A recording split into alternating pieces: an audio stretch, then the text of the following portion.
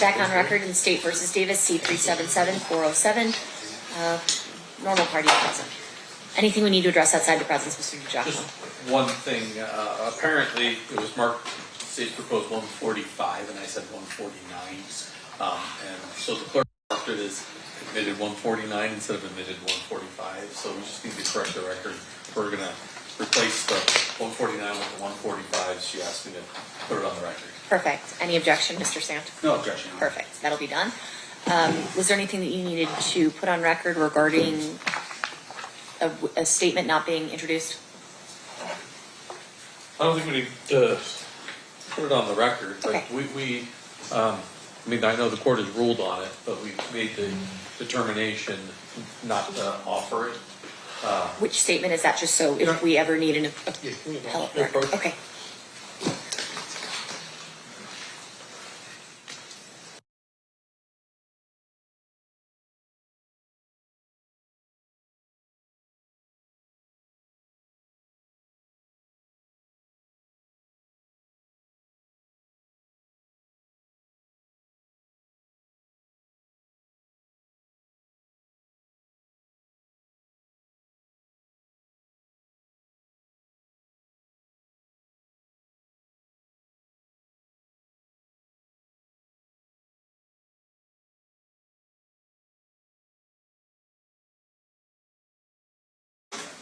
All right. Anything else we need to address before we bring the jury back in?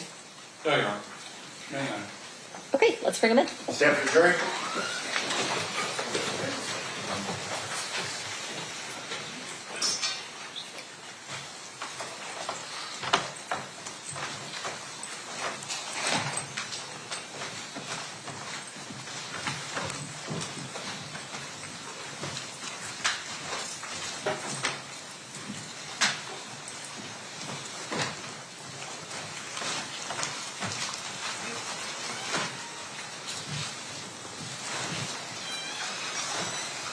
All right. The party stipulates the presence of the jury. Yes, sir. You may be seated. Welcome back, ladies and gentlemen. We are still in the state's case in chief.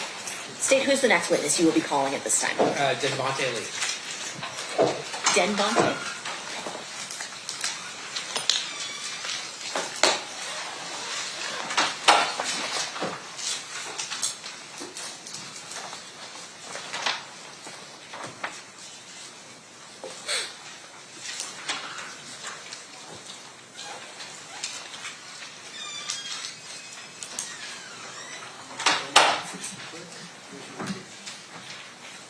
You do solemnly swear the testimony you're about to give in this action shall be the truth, the whole truth, and nothing but the truth, so help you God?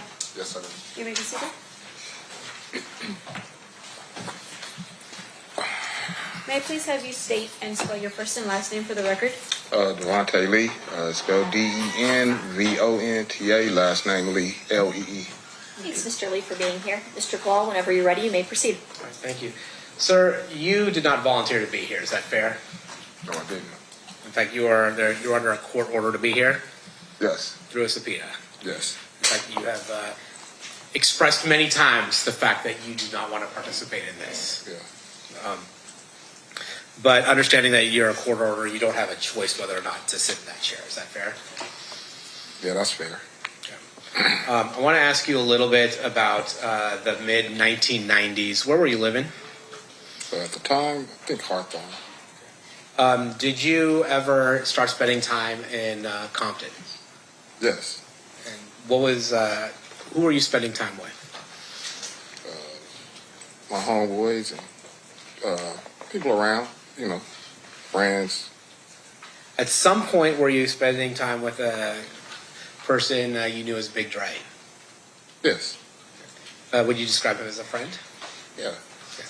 And then later on, did you start spending time with a person by the name of Orlando Anderson? Yes, I did. Would you consider him a friend? Yes, As a result of your relationship with Orlando Anderson, did you start coming into contact with the Southside Compton Crips? oh, yes, I did. Can you tell us how that happened?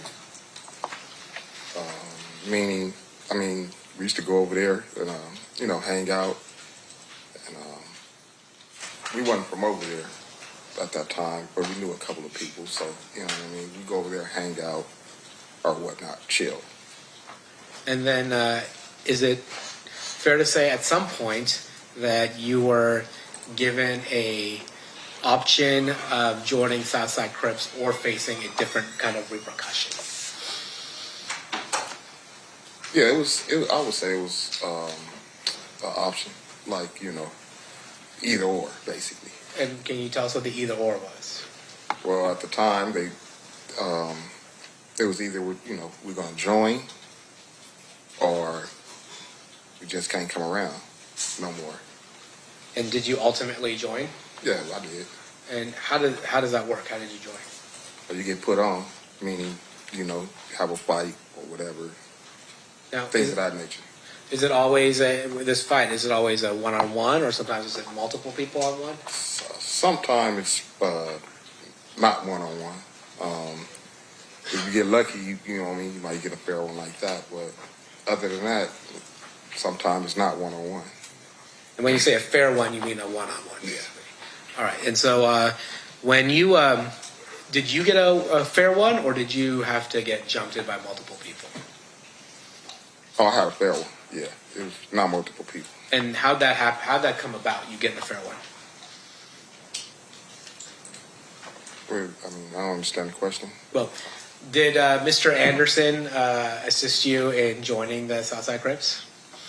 Oh, honestly, he didn't assist us on joining nothing. He just was there to make sure, because we was, we're friends of his, to make sure basically that we had a fair, shake.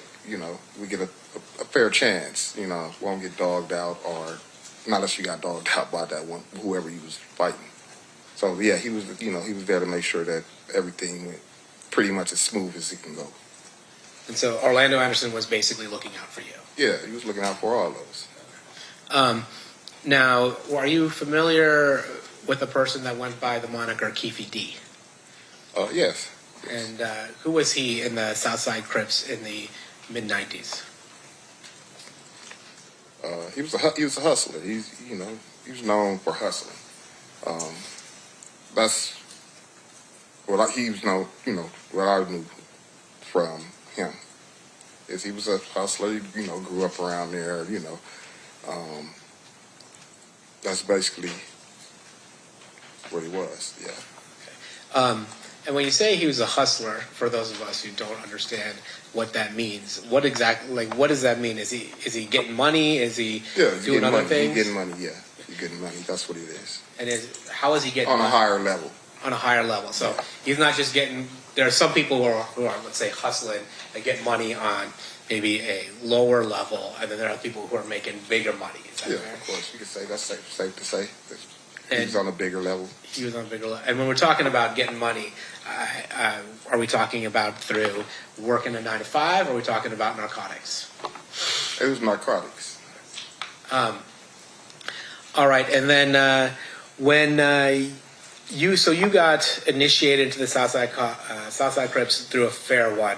After that, would you hang around the Southside area a lot? Yeah, of course. Yeah. And is it sometimes referred to as the neighborhood? You said it was. The neighborhood is like. Yeah, I mean that's where we're from. That's where we were going to be. Okay.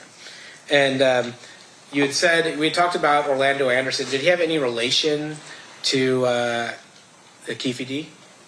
Did Orlando? Yeah. Yeah, that was his nephew. Okay. Orlando was Keffe's nephew. Okay. Yeah. And being a Davis or being part of that family in Southside, was that a big deal? I wouldn't say it's a big deal. I mean, because there's a lot of families in our neighborhood, but they were pretty, prominent family, And then, did the day you got initiated, did DeAndre also get initiated? Yes. And are you familiar with somebody by the name of Terrence Brown? Yes. Was he older than you, or was he your age? Yeah, he was older than me. So, yeah, he was older than me. So I assume he was in before you were in. Oh yeah, way longer. Yeah, before. Yeah. He's more of a you were kind of in the group that Big Dre, Orlando, that age group. That was that. Yeah, that's that era. Yeah, that was. Yeah. And then Terrence Brown was, I'd say, would it be fair to say Terrence Brown's part of an older group along with Mr. Davis? Yes. During that time, did the South Side have any rival gangs in Compton? We had a lot of rival gangs in Compton. Yeah. There's a lot. Understood. Was Mob Piru one of those rival gangs? Yes. And Looters Park Piru also? Yes. In the mid-90s specifically, like 1995, 1996, was there a war going on between Southside and Mob Piru? Yes. I'm going to focus your attention to around 1995. In 1995, were you aware whether or not Mob Piru was associating with a music label? Yes, I did. Yeah. And what music label was that? Death Row Records. And were you familiar with somebody by the name of, or went by the name of Suge Knight? Yes. And would you say that he associated it with Mob Piru? Yes. Were you familiar with somebody by the name of Tupac Shakur? Yeah.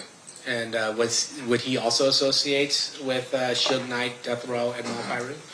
Yes. Now, with regards to Southside, were you guys hanging out with another record label? I mean, we have hung out with another record label. Yeah. Yeah. And what record label was that? It was Bad Boy. And Bad Boy, is that the record label that was being run by Sean Puffy Combs? Correct.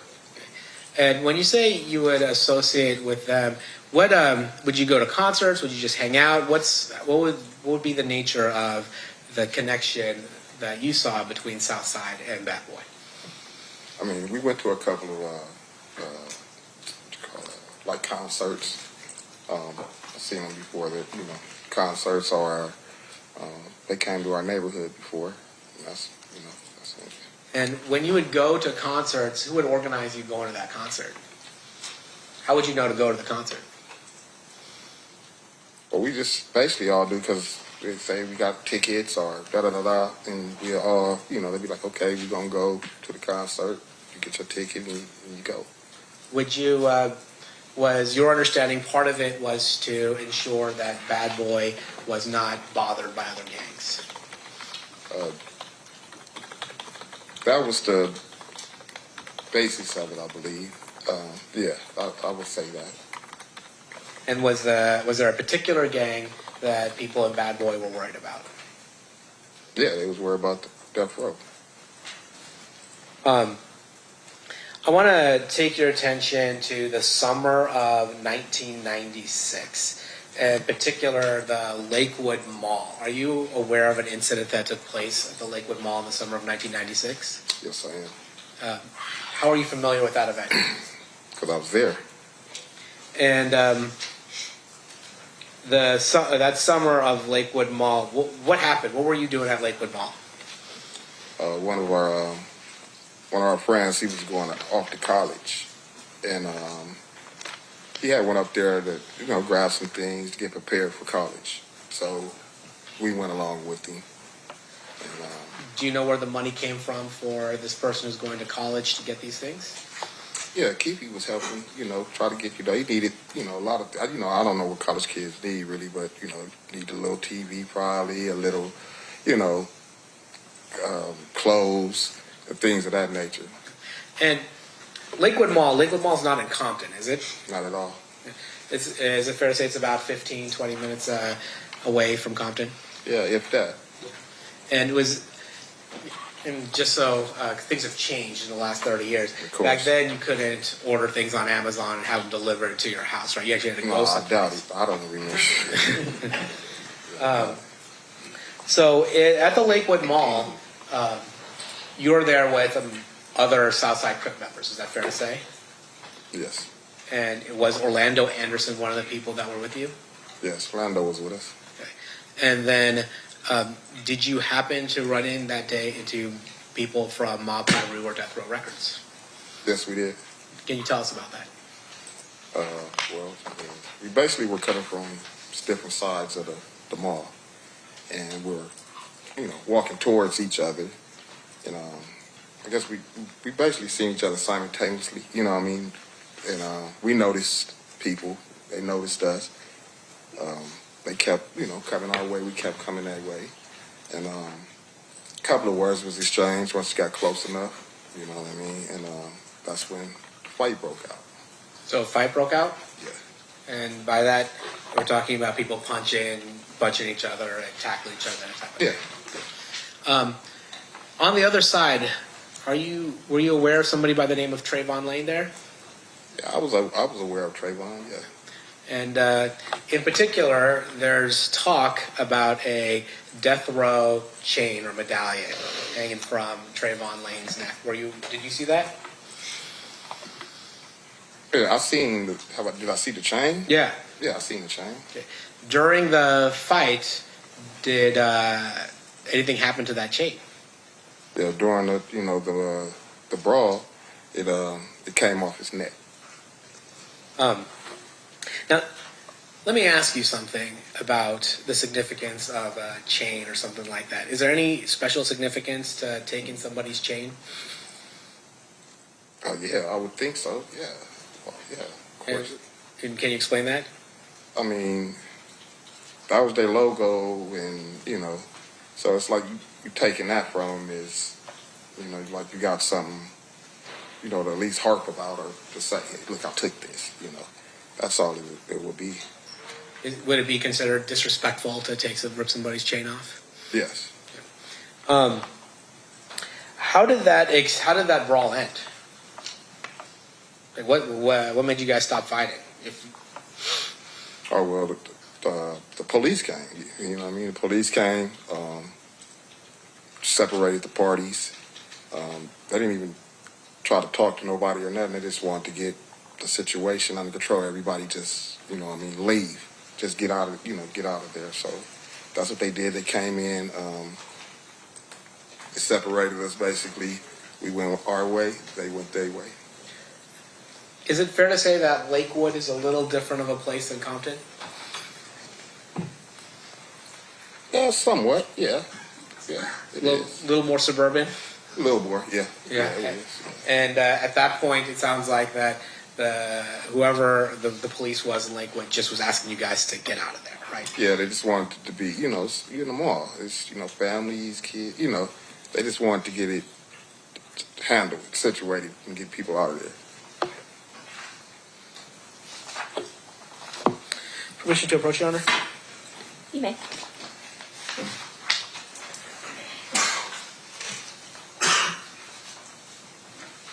I'll show you some photos. Exhibits that's already been admitted. I'm going to show you Exhibit 62. Who's that? Mr. Davis. Show you Exhibit number 63. Who's that? Mr. Anderson. Show you Exhibit number 64. Who's that? Mr. Smith. Let me show you Exhibit number 65. Who's that? Mr. Brown. Let me show you Exhibit number 60. Who's that? That's Trayvon. Okay. And I'm going to show you Exhibit number 70. Do you recognize the people in here? The ones' faces that are blurred? Yeah, the people I know is Lombardo, me, and Big Dre. Okay. And then, is this just a wider out version of that photo?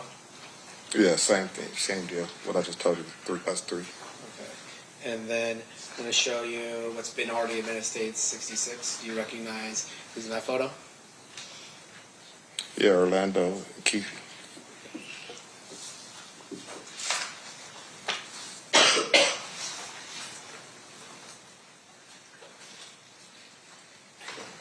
Did you go to the Mike Tyson fight when Mike Tyson fought Bruce Seldon the weekend that Tupac Shakur got shot? No, I didn't. How come? I was incarcerated. It's fair to say that that incarceration began in July 8th of 1996? Yeah, somewhere around there. Okay.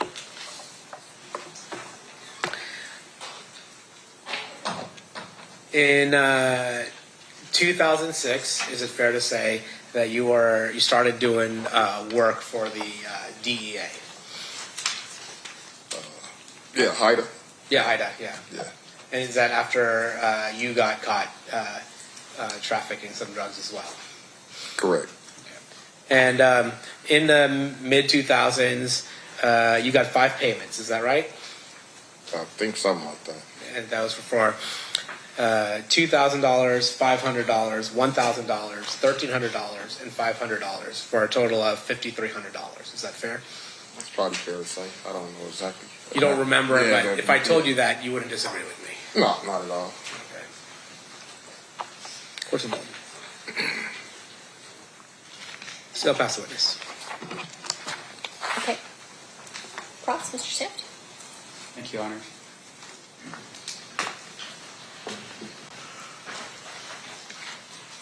Mr. Lee, your street moniker is Dirt Rock. Correct. Okay. And how did you come with that moniker? How did that happen? It was given to me. And with regards to your testimony here today, you've told us a little bit about your work with HIDA. That's for drugs, correct? Yeah, correct. And while you're Drugs and other things. HIDA is a task force, so it's drugs and everything. It's Okay. ATF, DEA, all that.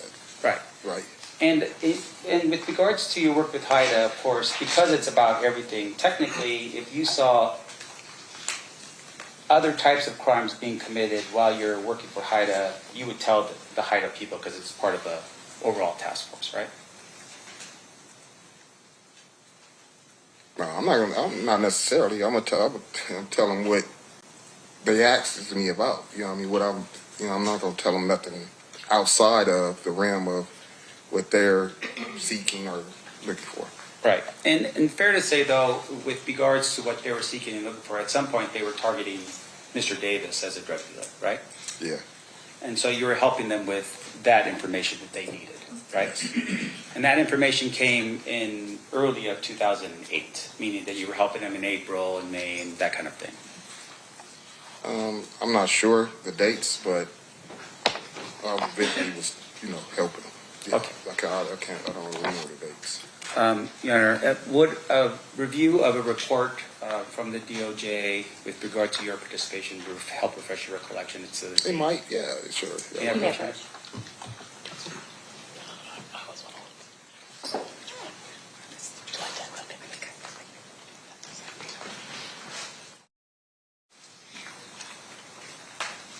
Just take a look at the report, look at the date, don't say anything, and then I'll ask you some questions. Look at the date. Where's the date? Is it?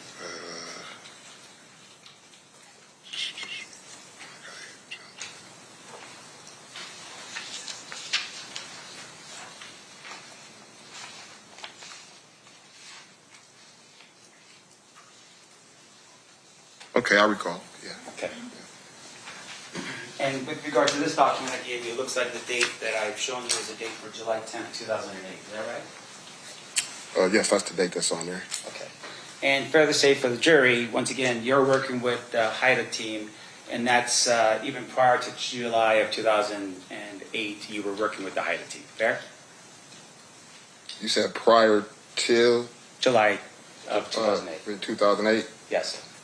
I was working with HIDA. I only worked with HIDA one time, so I don't know what you're trying to insinuate. Like, All right. And I want to make sure that the jury, that we're clear for the jury. Oh, So that's let me good. let me show you another document. Would a review of another document help you refresh your recollection as to how many times you worked with HIDA? it might. Let me see. This is,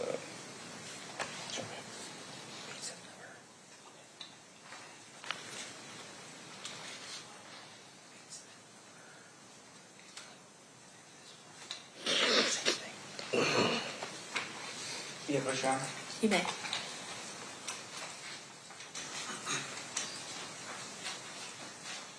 Sorry. All right, sir. Now showing you the document. You recall having an interview with a couple of the special agents from HIDA on September 10th, 2007.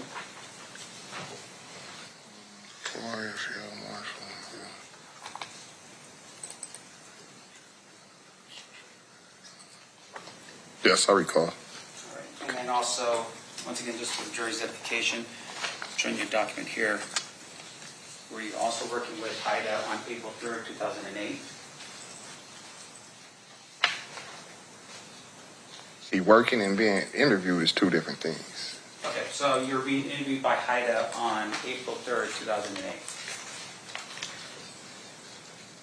Yeah, that's what it says. And you were given information with regards to Mr. Davis on April 3rd, 2008, right? I didn't get no information about Mr. Davis. I didn't even know at the time what, you know what I mean? I was there on what I was there for. Once again, this is about drugs. I'm talking about drugs. So with I am regards too. to, regarding 2008, April 3rd, were you there to speak to Hideout agents about drugs?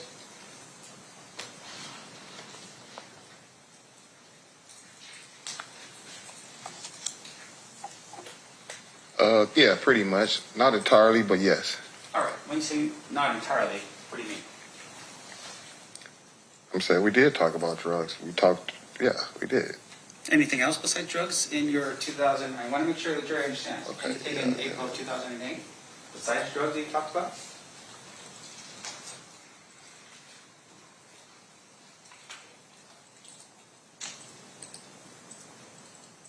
No, that's it. That's all we talked about. All right, thank you, sir. Now, in your time that you've spent with HIDA,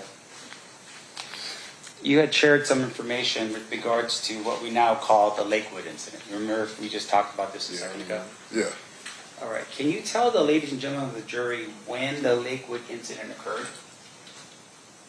It was in 96. I want to say July. That's what I want to. Yeah, that's July. I feel it's July of 1996. Can you help us as to how you know it was in July? Yeah, because it was summer, It was in summer. and he was getting ready to go to school, so I know he had to be there that summer, you know, to start up his training and stuff for football. Okay. So if somebody else, an FBI agent, came in here and told us that it was a couple weeks before the fight in Las Vegas, would he be mistaken? You said who came in and said what? If somebody else testified about that date and said it happened. Objection, Your Honor, to have this witness talk about what another witness stated. I'm just asking you. And that witness specifically he said. We can't All right, thank opine you. as to whether he's mistaken or not. I'll withdraw the question, Your Honor. Okay. Let me ask you this. You shared the details of the Lakewood incident, right?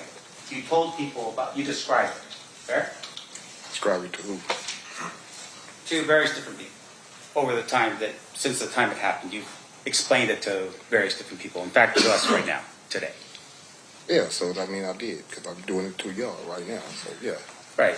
And so with regards to your description, can you tell us, describe for us what happened during the Lakewood Mall incident? Same thing I just told. We got to fight. And Now, isn't it fair, though, that at some point in the future, and I want to make sure I'm clear as to the date, you had an interview with a Detective Mogg from Metro? oh yeah, I did. Okay, and you recall that interview was actually on July 11th, 2023 in Las Vegas? Yeah, about that. Yeah. Correct. And would looking over a transcript of your interview with Detective Mogg help refresh your recollection as to what you told him on that day? Well, I couldn't tell him too much more different than what I already said. So yeah, come on with it. Right. All right.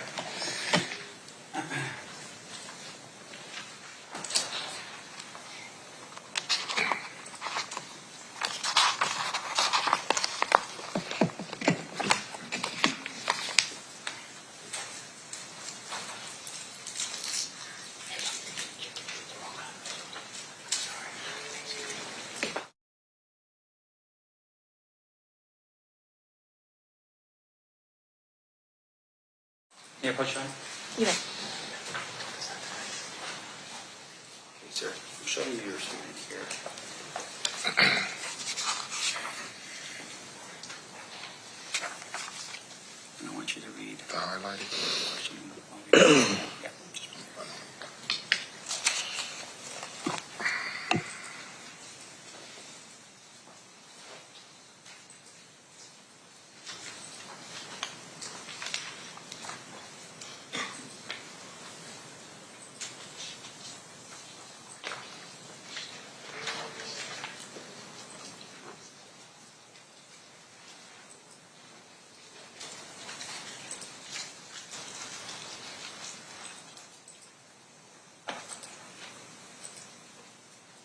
Okay, now what's your question?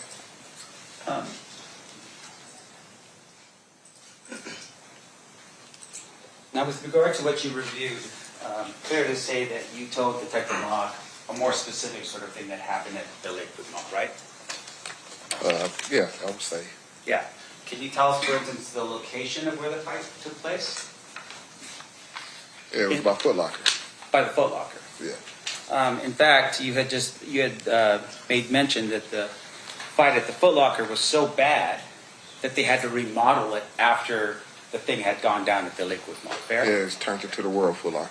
Right. You described it as mayhem that was occurring in that Foot Locker. Yeah. Okay.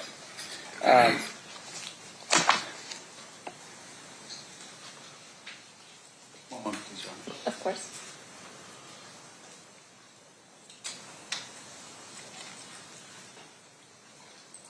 Your Honor, I have no further. Actually, I do. Sorry, let me back up real quick. Nope, that's it. I have no further questions of this witness. Any further questions, Mr. Paul? Of course not. Shake your head out.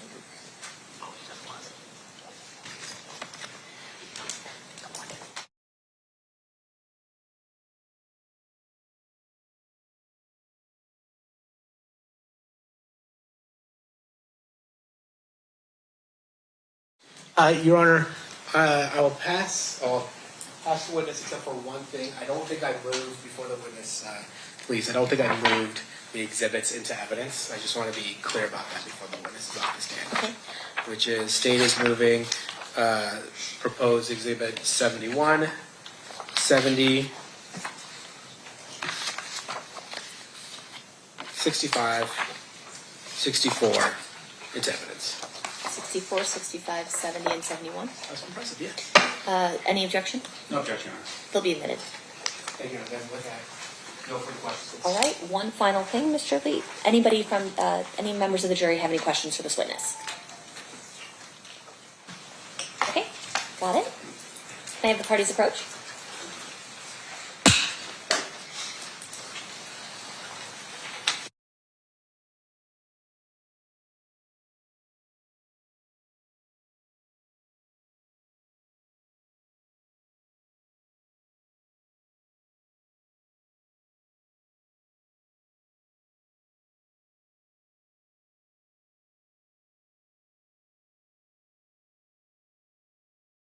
All right, a question from one of our jurors, Mr. Lee. What did you receive multiple payments for if you gave information to HIDA once? Well, it was during, the course of the investigation and things like that. That's what it was for. During the course of the whole thing, they have different ways of, looking out for you or giving you something to kind of help your situation or something like that. Any follow-up based on that, state Nope. defense? No, Your Honor. All right, thank you for being with us, Mr. Lee. You are excused. Thank you. You're welcome.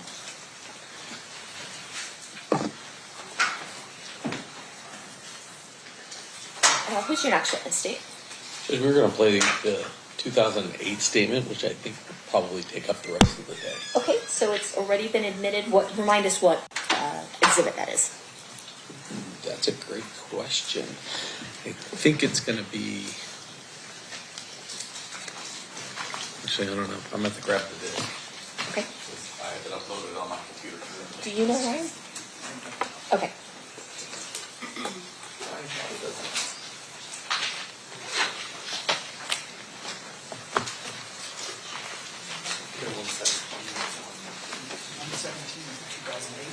Yep. All right. So you can proceed with playing exhibit 117 then. Thank you.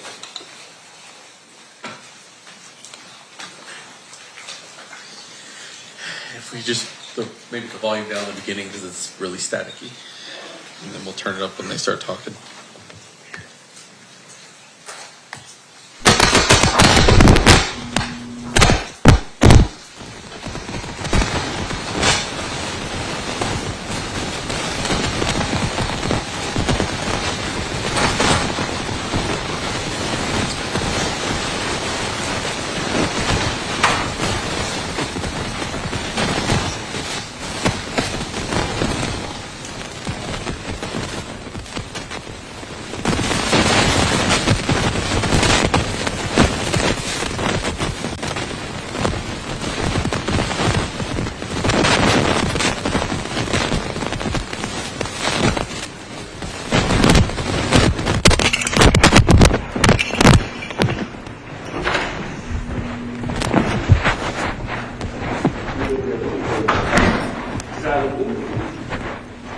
What's she called? What's she doing? Nose around. Hey, how you doing? good to see you, sir. Good to see you. I'm from the name of Sergeant.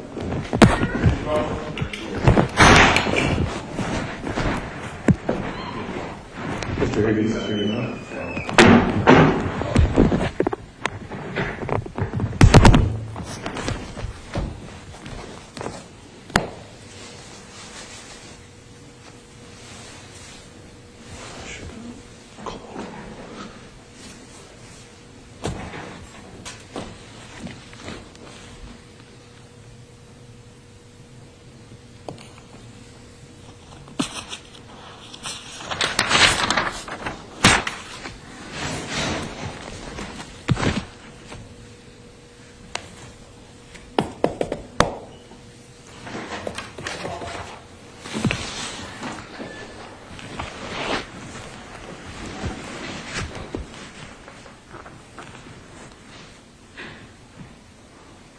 You get this thing catered, Greg? Yeah, figured we'd be here for a while.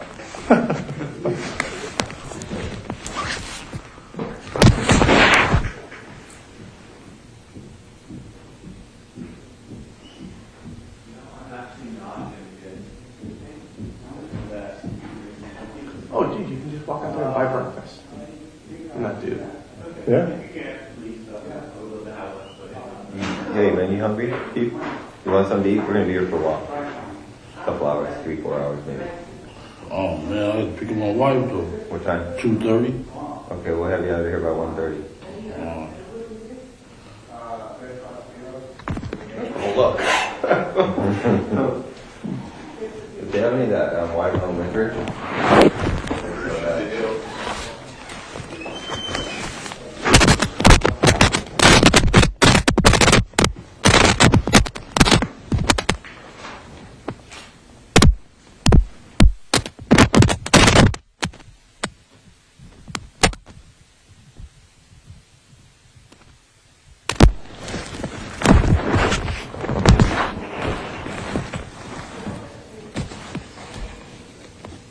I ain't seen no school town game either.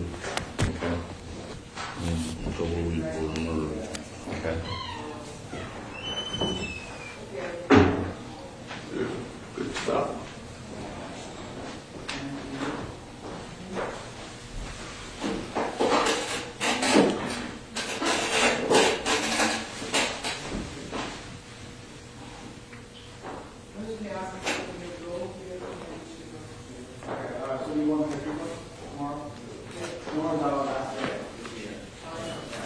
Who was this guy again? Fufula? He was the guy, he was a witness that got shot and killed after the incident. And before he really had a ability to make any statements.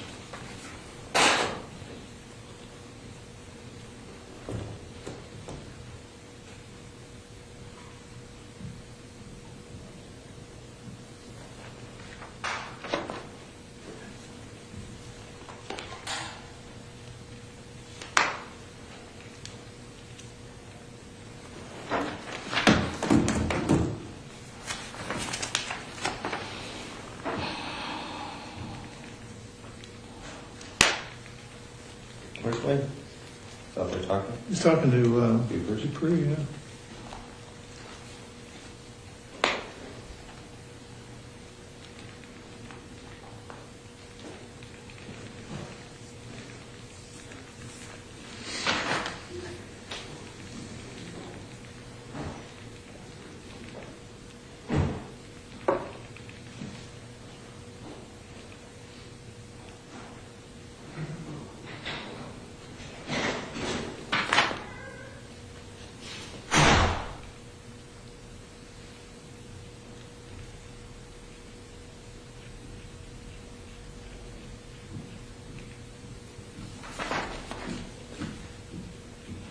never said I seen Reggie Wright up there neither.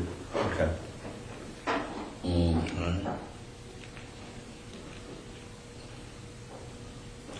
Right. Regarding what? In Compton or at the Biggie thing? At the Biggie thing. Okay.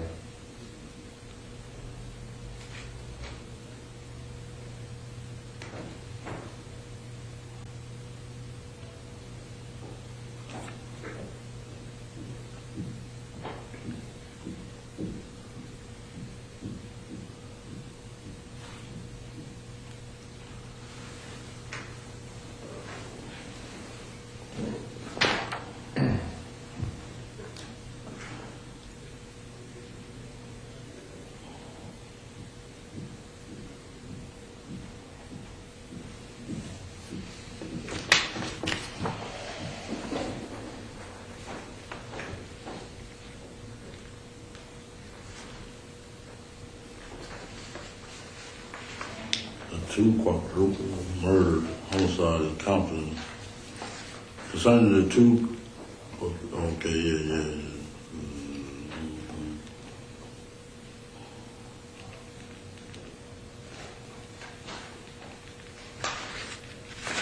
A lot of shooting in Compton after that Tupac thing.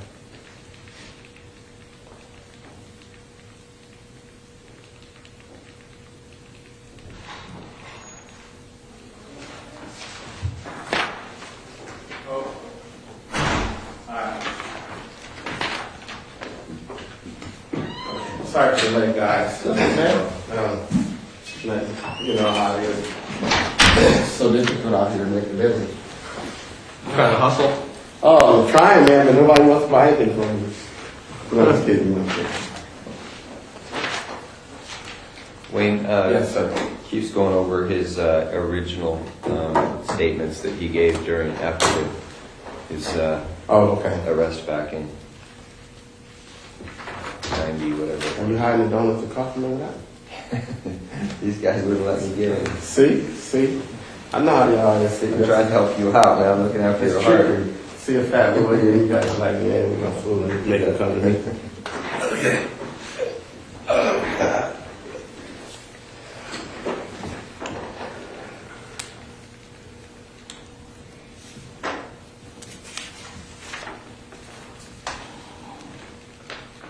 Checking out for peace. No, it's just sounds out. I was wondering. How you guys been? Good, man. Good. How's the holidays going? So far, so good. Really? Yeah, it's coming up fast, isn't it? Faster than I expected. Next week, we'll be here and be over. Which is always a good thing. Yeah, no, it is. Yeah.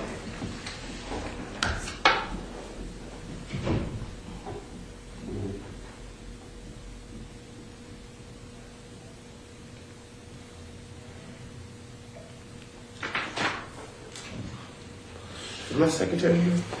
Or someone else let you guys in? It was open. Oh, it's open? Yeah. Oh, okay. Some dude came in with like a cart full of food. People came out like ants, man. Oh, okay. They got some guy pulling a cart around selling sandwiches. Oh, yeah, they do that around here. That's pretty cool. For people that don't want to go to the cafes, that they come from sweet to sweet. Right. I know it is pretty, because there's not a lot of restaurants around here. Yeah, that's convenient, man. Yeah, it's convenient.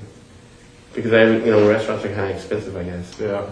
Yeah, I never eat around here. Does that dude charge a lot? I didn't ask him how much it was. So. Yeah, probably $5 or $6, whatever they can get. Yeah. That's And, but it's a smart move. It's smart because, cool. Yeah. if I make a couple $100 a day.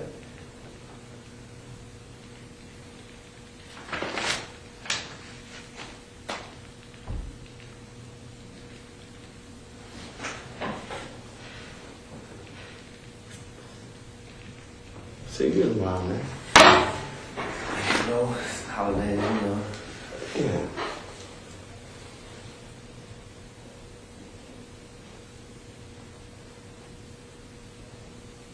Nice office, man. Meager surroundings. Yes. We're moving down the street actually to the Death Row building. Is that right? Yeah, we thought we wanted to be part of history. That's kind of ironic. Yeah. It's nice that we did it. Yeah, it's real nice. I seen it from outside, not the inside. Yeah, this lawyer and doctor bought it. I know the lawyer. Her name is Shelley McMillan, and this doctor bought it. And they, He's at the hospital right now with his father. He's a Probably my minor. mistake, though. Right there. Okay. Yeah, I've already, okay. That's the Nike watch? I've already spoken with somebody from your guys' office Like and G-Shock. provided it all. Oh, okay. Probably 2 weeks ago. Nice. Thanks, man. My wife got it for me. Yeah. She loves you, huh? A little. Only on my birthday. Yes, fruity by. Yeah, very Charles sweet. fruity by. Yeah. Calling your birthday. Yes, I don't have it with me right now. I'm actually at work and I'm in a meeting and he has his medical card with him because he's going back in for another pre-op today. His mom does and she's with him so he can Still probably working, call man. her. What is that exactly look now? No, oh, no, that's his statements from. Prior statements during when he was arrested. Oh, okay. It's 909 I know. 331 Well, I'm not gonna look in that with you. 6272. $19 phone, man. What? Is it really? Doesn't look like it. Yeah. What kind of Throwaway. Boost. Oh, Boost Mobile? Oh, they changed them. They're nice. He's starting laughing. Okay. Throwaways. No problem. Bye-bye. That's what they call you? You just gotta throw them away faster, man. I was, we had a motherfucker sitting next to me. Punk ass mother, he ain't even went and bought a phone for me.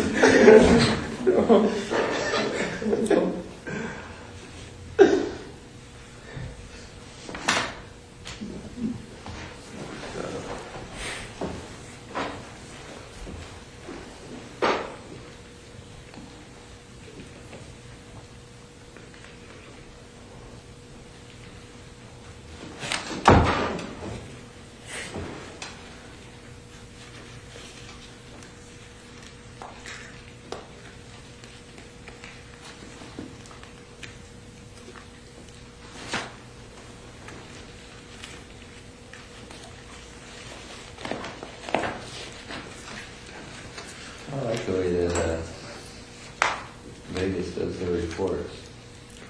It's almost like a federal report. It's pretty neat, A lot of those agencies have adopted that federal reporting system the FBI uses for the way they structure their reports. I don't know why. But anything's better than LA though. LA are so screwed up the way they do it.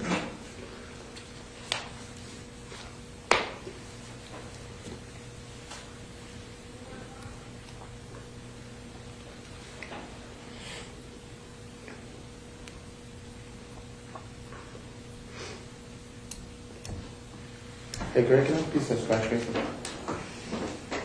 Thank you. Just need one, or you want Just one.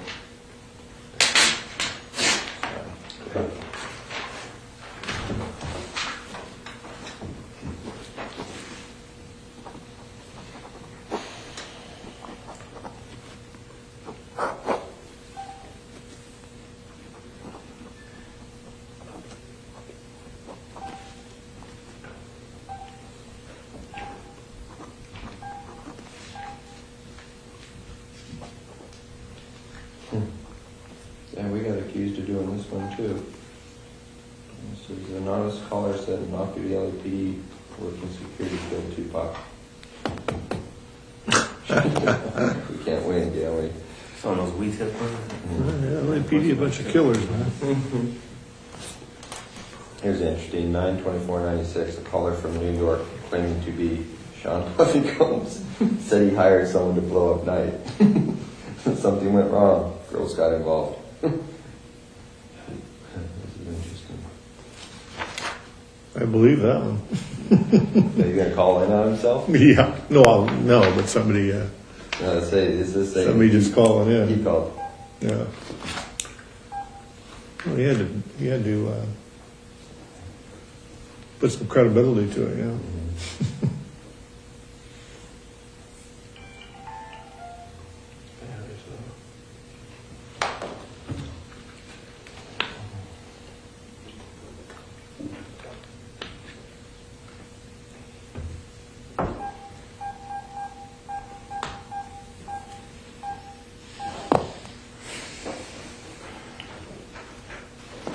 Keffe, the second one is almost identical to the first one, so we don't need to go through that if you haven't already.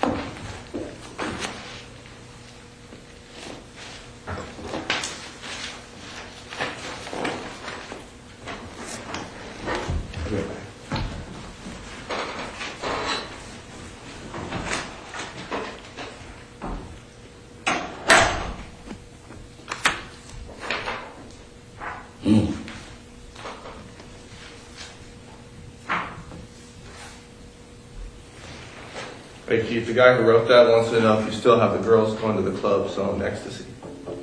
Something ecstasy. Yeah, that's the guy Man, who wrote it's that. crazy as hell. I don't know ecstasy. Okay, and Bram, I was the leader.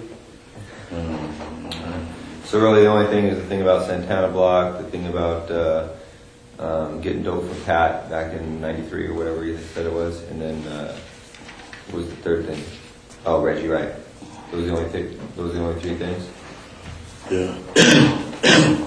Well, what about that whole bullshit about Tupac? What's that? The whole... Oh yeah, that was bullshit. Alright. You can pass this back over here. Today, Keffe, today what we're going to do, we're just going to go over with a fine-tooth comb the Las Vegas incident. We're going to draft up our report as regarding that specific thing. And then we're going to cover a few other things that we do have to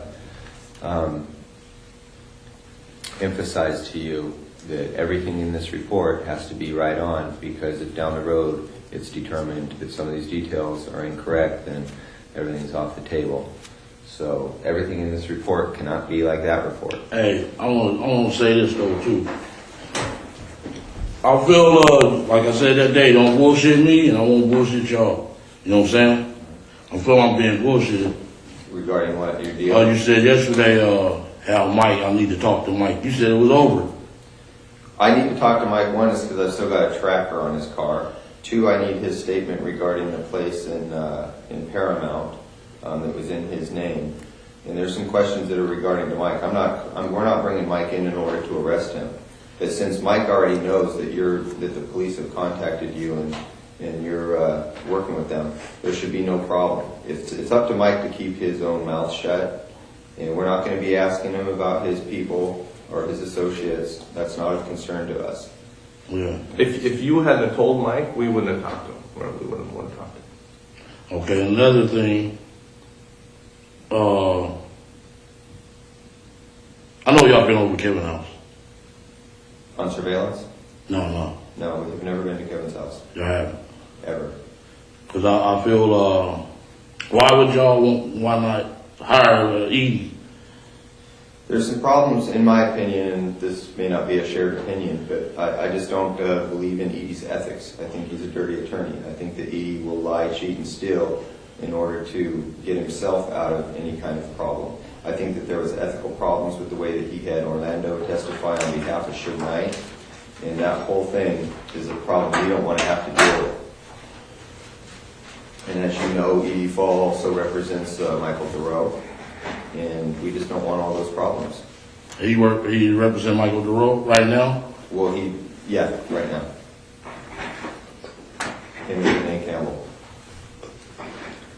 Yeah. You know Renee Campbell? And I know Al was in San Bernardino. He ain't had no fucking reason being down there. You know what I'm saying? I'm up on everything, dude. You think I'm not? Well, Keffe, you got to do your homework. We respect that. Don't read too much into anything. I'm not gonna do nothing to them dudes. I'm over, man. But I'm up on everything, dude. Well, Now, that's why he was in San Bernardino. What the fuck? He wrote me a letter. Keffe D, I'll never tell on you this and this and that. Ooh, man. I know you was in San Bernardino, coming to MDC, coming to see y'all, all that. I know all that shit, man. It was about 2-3 years ago. I know about the Tommy thing over there in Carlton Square. Boom. He told, man, I know a whole lot of shit, dude. okay. Well, you probably know more than us. We're doing our homework as we go. But again, we just don't want to deal with those problems that come along with Michael and that attorney. I don't believe in the guy. Yeah. I've had my encounters with him before, and they didn't go well. Yeah. And Keffe, some of the people that might be real close to you that you may want to protect may be the same people that sold you out. So take that into consideration when you're saying, I don't want to give up Compton, I don't want to give up my homeboys, stuff like that. I'm not saying anybody did it, but I know. close to you may have. Yeah, I know. He said Eddie or Pat could be working with us. And that fucked me up. You know what I'm saying? Well, Keffe, let me say this. I know you. And I know, let me say one more thing. Yes, sir. And you said, I got some shit gonna break your heart, gonna break you to your knees. I know y'all was gonna arrest me for this shit, man. You know what I'm saying? I knew that shit, dog. You know what I'm saying? Yeah. But that's how it goes. That's how the game goes. Yeah. You know how it is. Yeah. These dudes are cold, man. Well, let me say this too, Keffe. I'm serious. I never thought I would retire. But, y'all heard me on the phone, man. I'm through with this shit. You know what I'm saying? Too many dirty motherfuckers, low down, cross artists, everything. But they don't know I'm putting the double cross down. Fuck it. I'm with y'all. Okay, now, let me say something. Yeah. I know you have used Edie and you feel comfortable with Edie. But I want you to say this, and I know you've sent him a lot of business stuff. But I would think you would think at this point that maybe you shouldn't think that way because you wouldn't be here. Because a lot of people that he dealt with may have participated in getting your ass here. I know. So I think you might want to look at it a little differently. Yeah.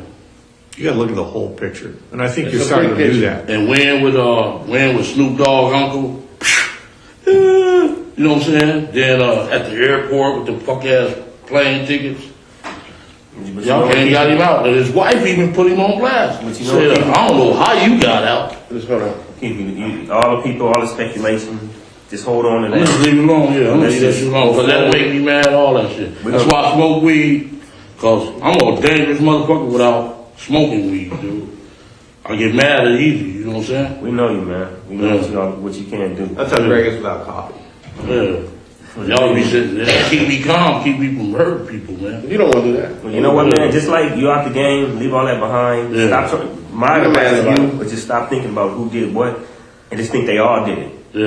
And then just trust the person that's sleeping in your bed with you, your wife. Other than that, just shut it down. You Let's messing just go up. forward. No, and your lawyer.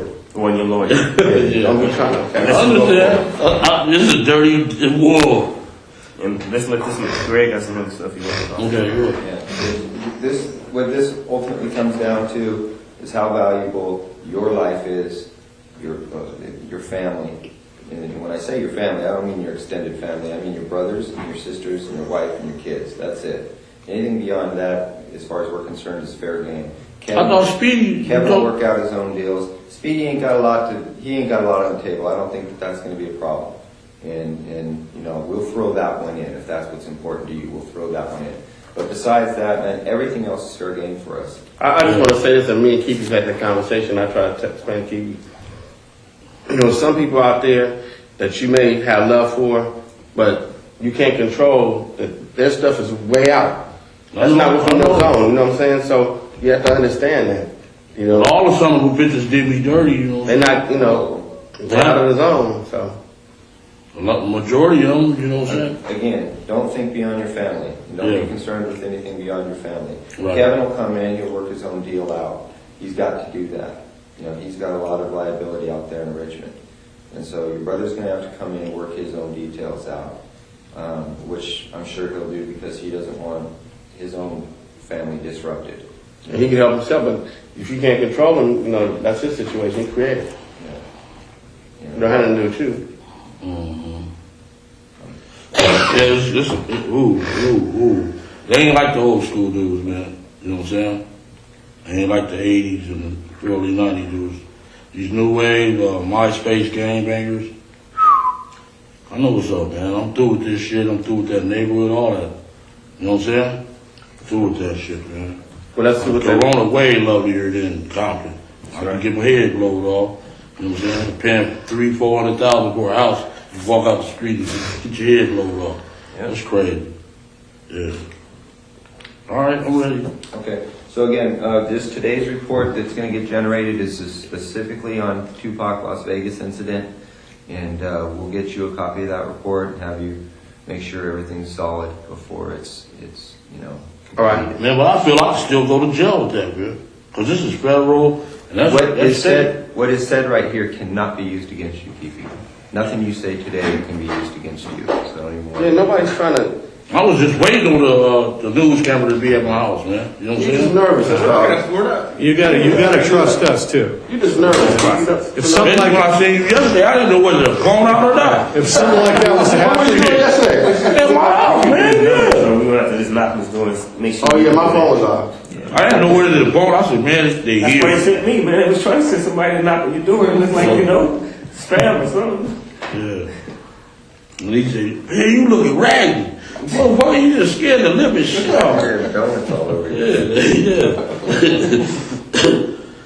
That spook, I swear, I had a dream that the cameras was there. Here go our man, bam. Just give us a number. that ain't gonna happen. We told you that nothing leaves this room, and that's the way it is. We wouldn't do that. Yeah. Then my sister. You a punk motherfucker. You know what I'm saying? Wow. Huh? Is that in your dream? No. Lando mama, man, is crazy as hell, man. Wow, what's she know what it is? No, she don't know. Oh, don't tell her that, man. I know about Yeah. Charlotte, man. Yeah, huh? I know about Charlotte. She gonna bring the business if it comes on. Yeah. Bust me in the head with a pistol or something. What are you doing? That's what we're saying. We're gonna keep meeting from time to time like this. Live your life, stay out of trouble, do what you do.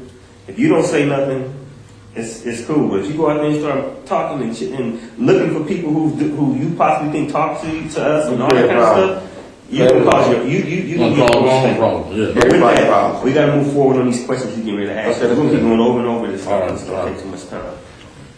All right. So that's it. We're going to start. Me and Jeff went back to New York and did a little bit of groundwork back there. As far as the Tupac thing is going, we just want to run down all the leads as far as they relate to Zip and to Puffy, Yeah. and that kind of thing. But at some point in time, we will have to go hit up Bubble Up, get his statement, and the other dude that was in the car that's still alive.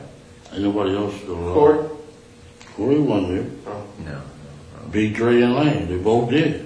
No, the other dude, Guitar Carol, or with the pink. In the car behind, you want to show them the diagram first and see? Yeah.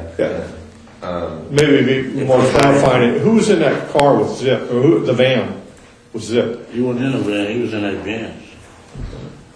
That's the way we had it. You let us know if that seating arrangement is right or wrong.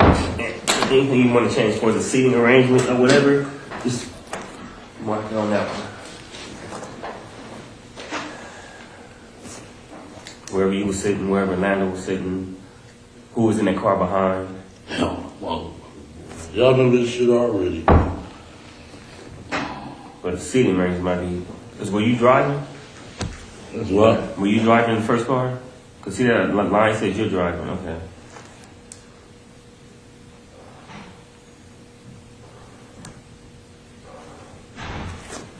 And who was driving the Debbie Allen was in the car behind by herself? No, he wasn't even there. None of them guys went in the car behind? So Orlando shot across Dre? He leaned over on the window, we were on the window, popped. Who was it? They would drove on my side, I would popped them. You know what I'm saying? But they was on the other side. Right. So was there a second car behind you guys?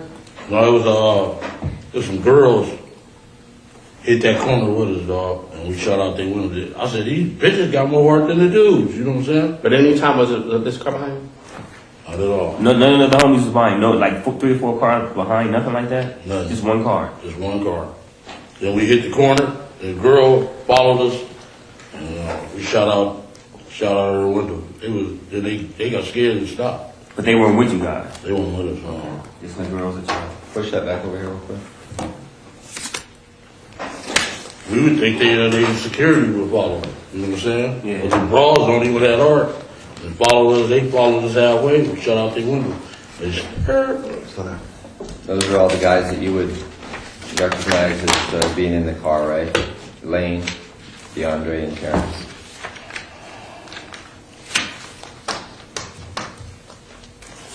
yeah, Okay. T-Brown. yeah.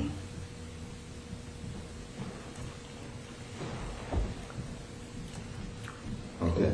So Orlando would have had to lean over the top of Dre, right? Yeah, Okay. he did. Okay. All right. Well, that's what all the witnesses said too from the back. Okay. That was a heartbreaker. Oh, man. Okay. All right. So leading up to that, do you know who Trayvon Lane is? Yeah, I know who he is. Okay. So do you see Trayvon there at the just before at the MGM at all? I didn't see him. Okay. All right. Then let's start back at the beginning. Let's go back to, this is 96, 3 concerts. Where were the concerts where you talked to Puffy and Zip at? That was 96. I was, when they gave that BET tour. There was everybody on the show. Let me see, it was Naughty by Nature. They was on the show, Mary J. What's that dude named? Jodeci, Greg Matt, Biggie, Faith, and the Junior Mafia. That was The group. that's BET tour? Yeah. Or It the was Superfest? It was a BET tour. BET tour. Where was it at? You remember that? It was in San Diego. We went to one in San Diego. Went to one in Anaheim, Irvine, then in Vegas.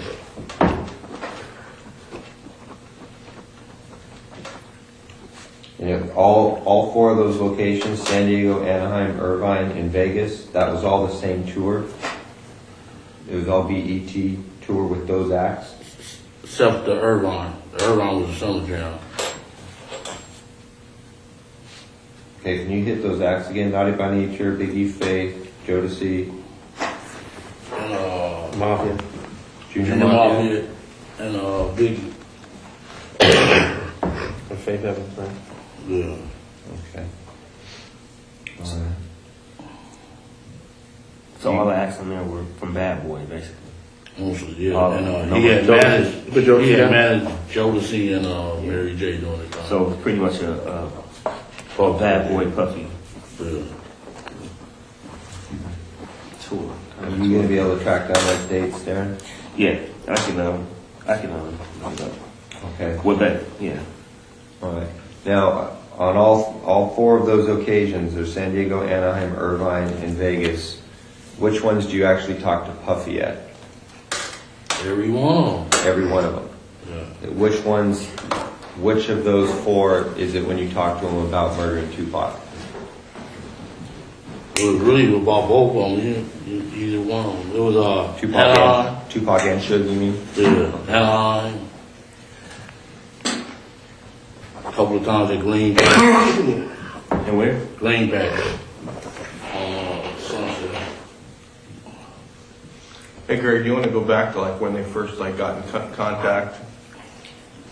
Yeah, we can start there. What year did Flint introduce you to Zip?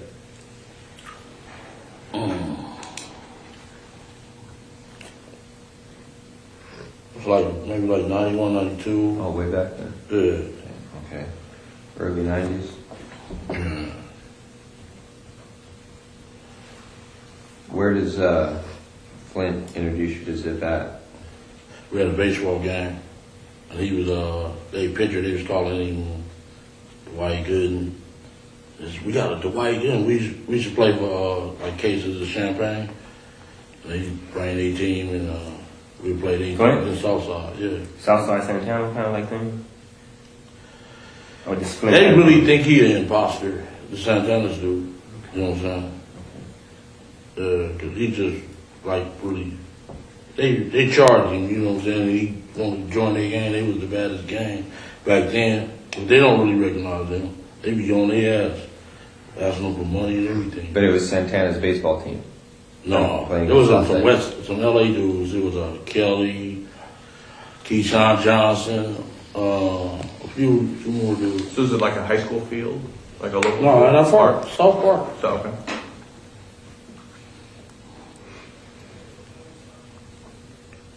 So y'all basically played against them. Yeah, How many occasions did that happen? Like about 3-4 times. 3 or 4 times? Yeah, All in one summer? Or was it over a period of like a couple of years or just all in one summer? maybe like a year. Within a year. Come step up for a second. Yeah. And you were the captain of your team? Yeah. And who's the captain of the other team? Flint. Yeah. So basically your team was his team. Whoever you bought, most of your players were what? Southside. Yeah. And he bought a lot of LA cats. We had a little barbecue and we kicked it up. When we lost the game, we paid them the bottles. Went to the store and paid them the bottles. So you played for what, Cristal, or for Champagne? Yeah. Dawn, Cristal, yeah. Okay, so that's early 90s. Flint's was busy doing PCP even back then? I can't say. He was kind of starving then. Okay. He used to always ask me for money and all that shit. Okay. But 91, then we went out there in 91. To New York? Yeah, about 3 weeks. Because he bought Zip to like the last baseball game or one of the first baseball games. Did Zip come to all 3 games? Yeah, he used to come on. Yeah, he was a pitcher. Okay. And then Okay. they used to call him Dwight Gooden. Oh, okay. Dwight Gooden for y'all. That's how Flint introduced him, is Dwight Gooden. Boom, he came in. He was a pitcher. He doing them fancy curveballs. Could he throw? Yeah, we was good athletes in Southside. A lot of good athletes. Yeah. Kurt Lander was a good athlete. So quick, is that who you know as Zip? Yeah. Now you got hair now. That's no. That might be old.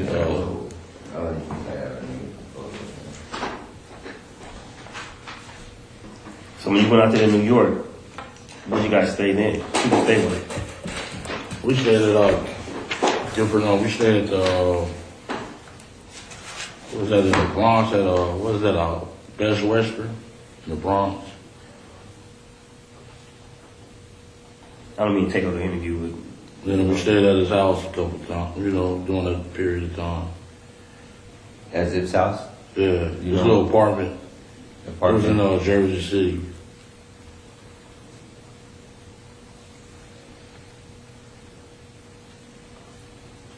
Okay. When you're out in New York, is that when you meet Puff out there? Not doing that. I met him. He gave a party at some little club down in Santa Monica. Paradise. Oh, you 24? Was Paradise 24 used to be? Yeah, it was Paradise. Yeah, on Santa Monica. Okay. Rudolph Highland. Yeah. That's where I first met him. This was like, That's okay, Keith. We're going to try to keep this in order, so we'll get to that part. okay. So now you're in New York with Zip and Flint. And what's happening in New York while you guys out there? I had brought some birds out there. They kind of like ran the sham. You know, I guess he gave Fast the money. A couple of days later, he jumped in the cab and leave. Okay. So I'm still out there like 3 weeks trying to give him my fucking money. You know what I'm saying? Flint fucked you over? That's what it looked like. You know what I'm saying? So what's the name gave me the rest of the cash and said I gave Flint the money. How many birds did you have that you took there? 3. Just 3 birds? Okay.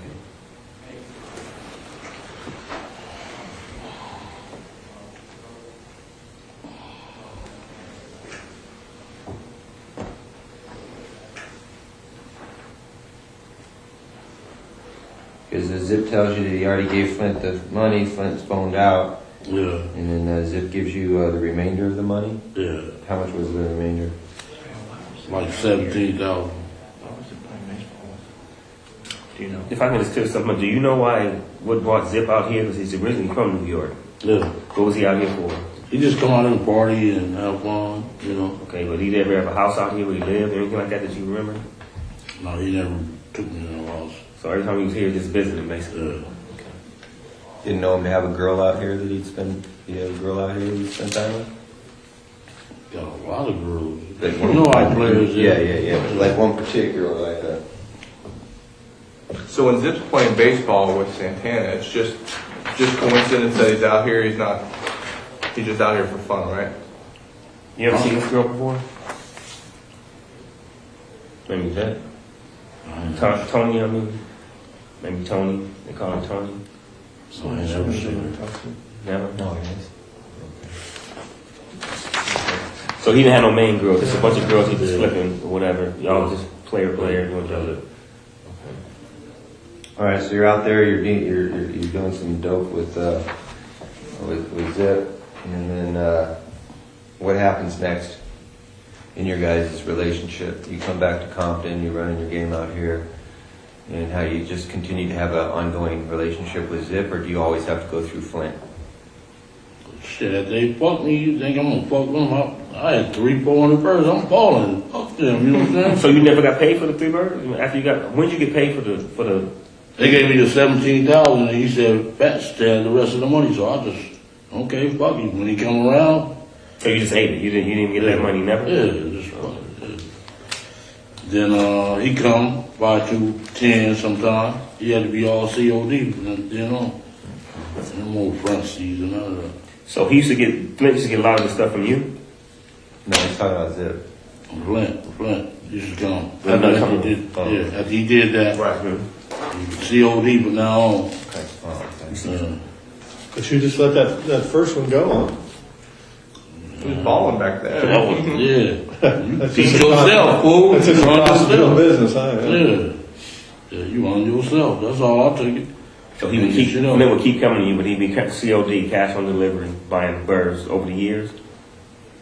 He went to jail. Maybe we did about 2 or 3 transactions. He went to jail after that. And I was asking why the fuck you would go out to Miami and you know I got the shit here. That's what you get. Because that's what he's doing, going to Miami getting some stuff, and he got That's popped. where he got popped at. But when you brought the stuff back to New York that first time, who was that stuff for? Was it? It was for Zip. Yeah. But Flint brokered it. He kind of like was the middleman. Yeah. Do you after you have your little deals with Flint? Do you end up you start doing anything with Zip, like directly with Zip, back and forth to New York? When he went to jail, Flint did. yeah, he called, say Zip snitching. So I was like, Zip snitching? And he like, yeah, man. So why the fuck your nephew was with him every day? You know what I'm saying? That don't sound good. Maybe he trying to keep me away from him.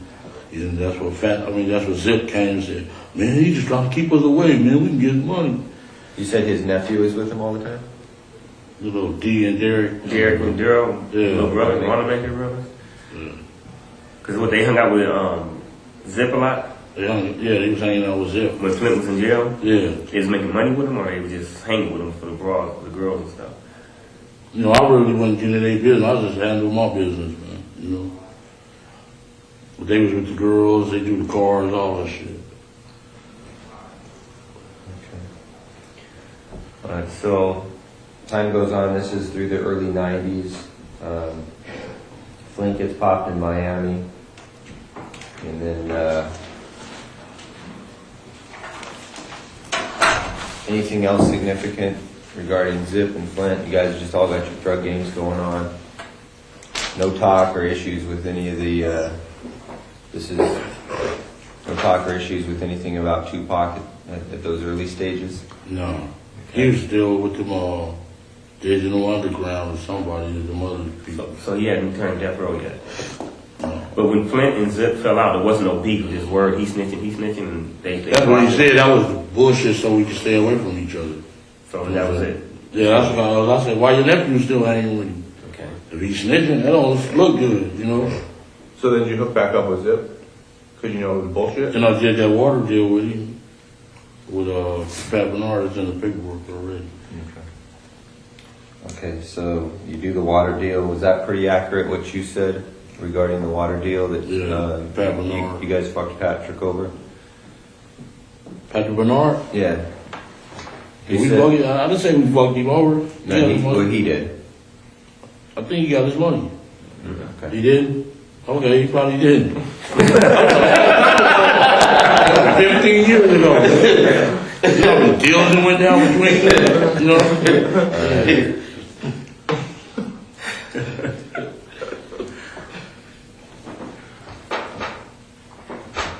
Now, why is the PCP deal getting brokered by you and not Flint? Why isn't Zip going directly to Flint? Because he was in jail. Oh, okay.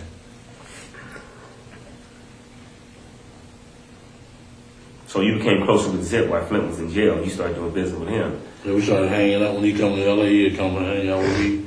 We go partying. First class. And everybody was cool on Flint at that time. Like, man, because he was in jail. Whatever.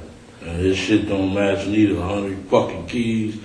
You get 3 years. Oh, son of a bitch. Oh, Lord. Y'all thought he was just like, he was telling him. Nobody want to mess with him. Man, we know in Corey, 200 keys in Columbus, Ohio, you get fucking 30 bucks. Oh, man, I got more than that on a phone call. You know what I'm saying? Who's your lawyer? That thing we got that time. Edie, you had some assistants. Oh, Eddie. And that shit don't add up, boy, I swear. So you and Zip keep doing deals. In between, at some time, how does Pac or Big get brought up into the situation as far as you? We just started kicking it, and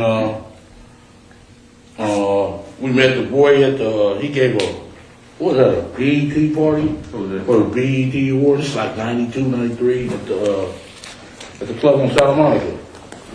And Mary J, what's his name? That tall dude with the net, used to have dreads. He with Aftermath now. What's his name?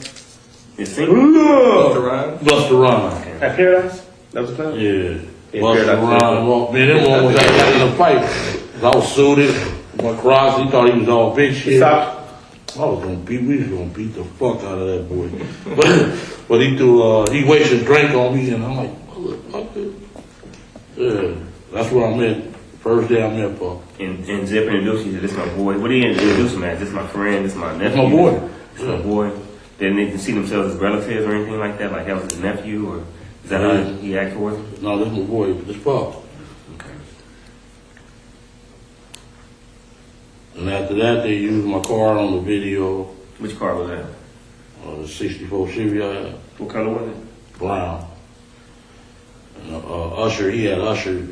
And It was Usher's video? It was Usher video, and Puff was driving the car. That's when he had LA with him for a while. You remember the song? Can I get with it? Can I That was Get his first song ever. Usher's first song ever. He was in a Laker uniform. And he had the little kid dancing on my car when he got back. It was fucked up. And he paid to get it repainted. He sent me $2,500 for that. Puff did? Yeah. You directly? Because were you dealing with him directly at this time, or because of the car, or were you dealing with somebody in his management team? Or No, How'd you get the money? Was it cash? Check? it was a check. It was like from, Bad Boy? yeah. In the name of Keith Davis? No, we put it in Compton Hydraulics. Oh, okay. That's when we owned his hydraulics.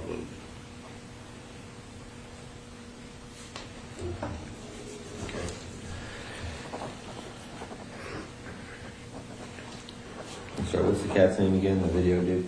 Usher. Okay. Can I get with it? That was 92?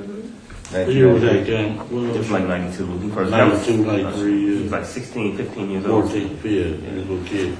Mama, can I buy the car? Yeah. And then after that, was a relationship right with you and Zip? And Yeah, we used to go far, go to the club, you know, drink, pop the bottles, all the bitches come. Yeah. Good style, right? Yeah. How often would he come out here? Zip? Shit, like once a month. Did Puffy have a place out here? Didn't he have a place out here? Where he stayed at? House? Back then, no, he didn't. He was scared shitless out here because of the voice.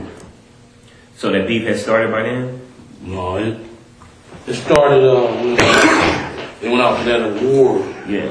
in New York, and he said, "You want to be in fucking, you want to be in your own video, not this motherfucker dancing." That's when it started. Then we seen right after that at that summer jam. We on the stage drinking bottles, smoking, and he like, "Hey, Keffe D, let me holler at you." So how the fuck you meet them dudes, dog? Same way I met you, motherfucker. Yeah. That's Suge saying that? Yeah, she'll ask me, how you meet them dudes? I'm like, man, same way I met you. And that was at the 95 Summer Jam, Summer Festival? 5. That's when One More Chance was out. Big Key Keffe. Okay. One More Chance, Let's go back a little bit. We go back, Zip is coming out once a month. You met Puff at the Paradise Club at the BT Awards. He asked you to use your car, you use your car, you end up getting damaged, he pays you. And then Zip's coming out once a month. Prior to the times when you start talking about the beef with Pac and Suge, how many times do you meet Puffy? How many times we met him before the beef came? I think about 3-4 times. 3-4 times, always like at a social event? Yeah. Okay. Greenbacks was mostly, that's where we started. Green Patch? Greenbacks. Right on Sunset by the Lounge. Yeah. Oh. It's a little upstairs and just like a deli. Yeah.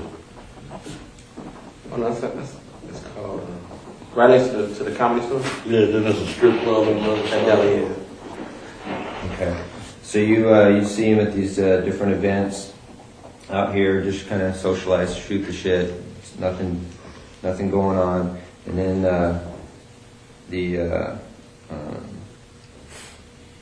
does the incident at Summer Jam take place before Puffy gets up on stage and makes that statement about if you don't want a producer being in your videos? Which happens first?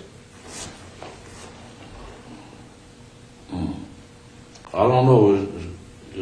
I would have to check the dates. Okay, But well, I'm quite sure that the Summer Jam happened first. Because he got jealous because Biggie took over the record charts. You know what I'm saying? Like, bam! Biggie was, that One More Chance was hot. Yeah. So when you saw him at the Summer Jam, he wasn't mad at you for being with them. Like, he was traded. He was just saying how you knew them. So how the fuck you meet them dudes? Yeah. He didn't really mess with you like that anyway. He couldn't get mad at you, right? What? That wasn't the issue. Okay, so you meet him there. Who was all at that Summer Jam with you? Was Clint with you then? Was he out of jail? No. He was in jail? He was in jail. Zip was with you? Zip. You know, your boy Win, the face that you love. Come on. Yeah. It's not even like that, man. No, he told me that. It's a face you just love. Oh. Man, my partner, man. I've been with that dude for 43 years, dude. Give my number every oh. Man, show him some love. Right? He ain't like that, man. It ain't like that. I know. It ain't like that. He's just trying to help himself. In this I'm saying, I didn't even say that, man. Just let it go. All right. Move forward. Leave him alone. That's my dog, though. Fuck it. Y'all say him? I got to. Shit. He gave me the hug of my life. Where'd he go? You give him a hug of your life. He gave me the hug of his life. so when you're at the Summer Jam, you're up on stage and Puff is there, right? Yeah. Suge says, hey, how you know these guys? You tell After him. we leave off, he was on the other side of the stage over here, and they left off this way. When I came back, in the back of the stage, he was like, Keffe D, let me know later. Went over there, and he told me, man, how you beat them dudes? Same way I met you, motherfucker. Yeah. He don't know I helped his ass out a lot. Well, when you say same way I met you, I'm assuming that you know these guys because of the drug trade. Is that how you knew Suge? No, I put in, Tell him what. when I started that music industry, that death row shit, man. With Pat? I did the work for that shit. Okay. All right. Well, we'll get to that. But that hadn't even started yet, really. In 95, you've already got some kind of little, you've got your relationship with Suge because of the money that you gave him from Pat, right? We've been knowing each other before him and Pat even met. We was little kids. His dad- Same neighborhood. No, football team, Great Compton. Okay, well, that's kind of gonna be a different issue. We'll just, Yeah. let's stay on track here. So after the supervisor, you say that to Suge, and then you walk off. Everything's cool. Was Puppy scared of Suge at that time? No, he was scared. Okay. He didn't do it. Then one day, me and Zip rolling up Greenleaf, the phone rang and he wanted to speak to me. Like, man, you think it's cool to come out there for our concerts? I said, why not? Why you can't come? Talking about Big Boy CEO. I'm like, man, that dude ain't nothing. Come on. I'm You got sorry, your back. this is Zip on the phone with you? No. Okay. Zip, he called Zip home and I was in the car. Said, his boy want to speak to you. Hey, man, you think it's cool to come out there? I'm like, yeah, it's cool, man. You know, just give us like 40, 45, 50 tickets. So Pup We'll be calls down. Zip's phone. Zip gives you the phone. Yeah, Pup says to you, is it cool to come out there? yeah. You said, yeah, just give me some tickets. Yeah, give us a gang of tickets. So he didn't give you no money, no security, nothing like that, just tickets. He gave us some tickets and I brought the crew. You know, yeah. We went up there deep. They didn't show up, you know. And that's the big concert you were talking about, the tour that they were on with Anaheim. Jodeci and all that? This was Anaheim. This is when we brought out the forces. So that's the Anaheim. We went about 12 deep to the one in San Diego. 12 cars? Something like 12 people. Yeah. And you're saying he didn't show up to, you're talking about Suge? Sure, they didn't show up, no. So no problems at the concert. They're having a good time. Pop bottles while they out here the whole time. Nothing else happened. No other events happened. No problems during that time, right? Right, no problem. Okay. You and Zip keep doing what y'all doing. No business or whatever. What's the next little thing that might have happened? You know, as time went by. Because by then the beef should have jumped off or been coming that way. Yeah, that's where it started. I think the boy in Atlanta got shot. Jay. That sugar partner from, I think he's from Capitol Park. Yeah. He got shot. That's what really scared the boy, you know. You know anything about that murder? And did he do it? Did Suge have something to do with it? I mean, did Puff have something to do with it? Yeah, his boy shot him. So that's the truth? You know from fact or you know from hearing? I mean, you know. I wasn't there. I know you weren't there. But I was from here. inside stuff or just street stuff? Inside. So Wolf did. Yeah. Wolf did kill him. Yeah. All right. There was some talk that some Southsiders were there too. Is that true? In Atlanta? No, we wasn't there. Nando wasn't down there? No, we went down wasn't there. He wasn't hanging out there? We wasn't there. Okay. So Big Jake is killed. Oh, real quick, you said that Puff calls you on the phone. You tell him I need like 50 tickets and we'll make sure everything's cool out here. And that's the Anaheim concert. Yeah. Then when you go to that Anaheim concert, that's when you guys That's start what he fighting. said that in front of all the people. Andre Herrera, he was there. Andre who? Herrera. He was, yeah. Andre Harrell. Yeah. Who else was in that room with him? It was just them two. Hold on. Specifically, Andre Harrell, you. About 40-some Southsiders. What, from New York? Puffy, that was only Andre Harrell and him? Yeah, Zip. We picked up Zip from the airport, Long Beach Airport. Okay, so it's Harrell, you, Puffy, Zip, and a bunch of Southsiders. And what Puffy makes kind of an announcement?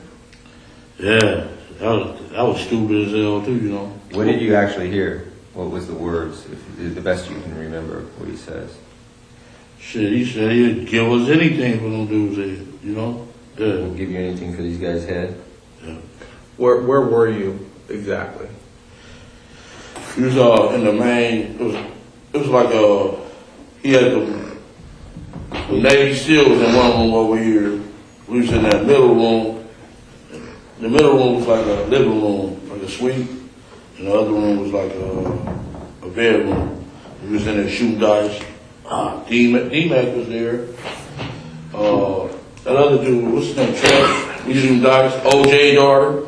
She was at the motherfucker. Did she hear this being stated? And It was mostly, this was after the concert. Before the concert, he stated that. After the concert, that's when everybody came back to the room, get a little party, shoot dice. okay. Was D-Mac there before the concert? No, D-Mac, so D-Mac wouldn't have heard that?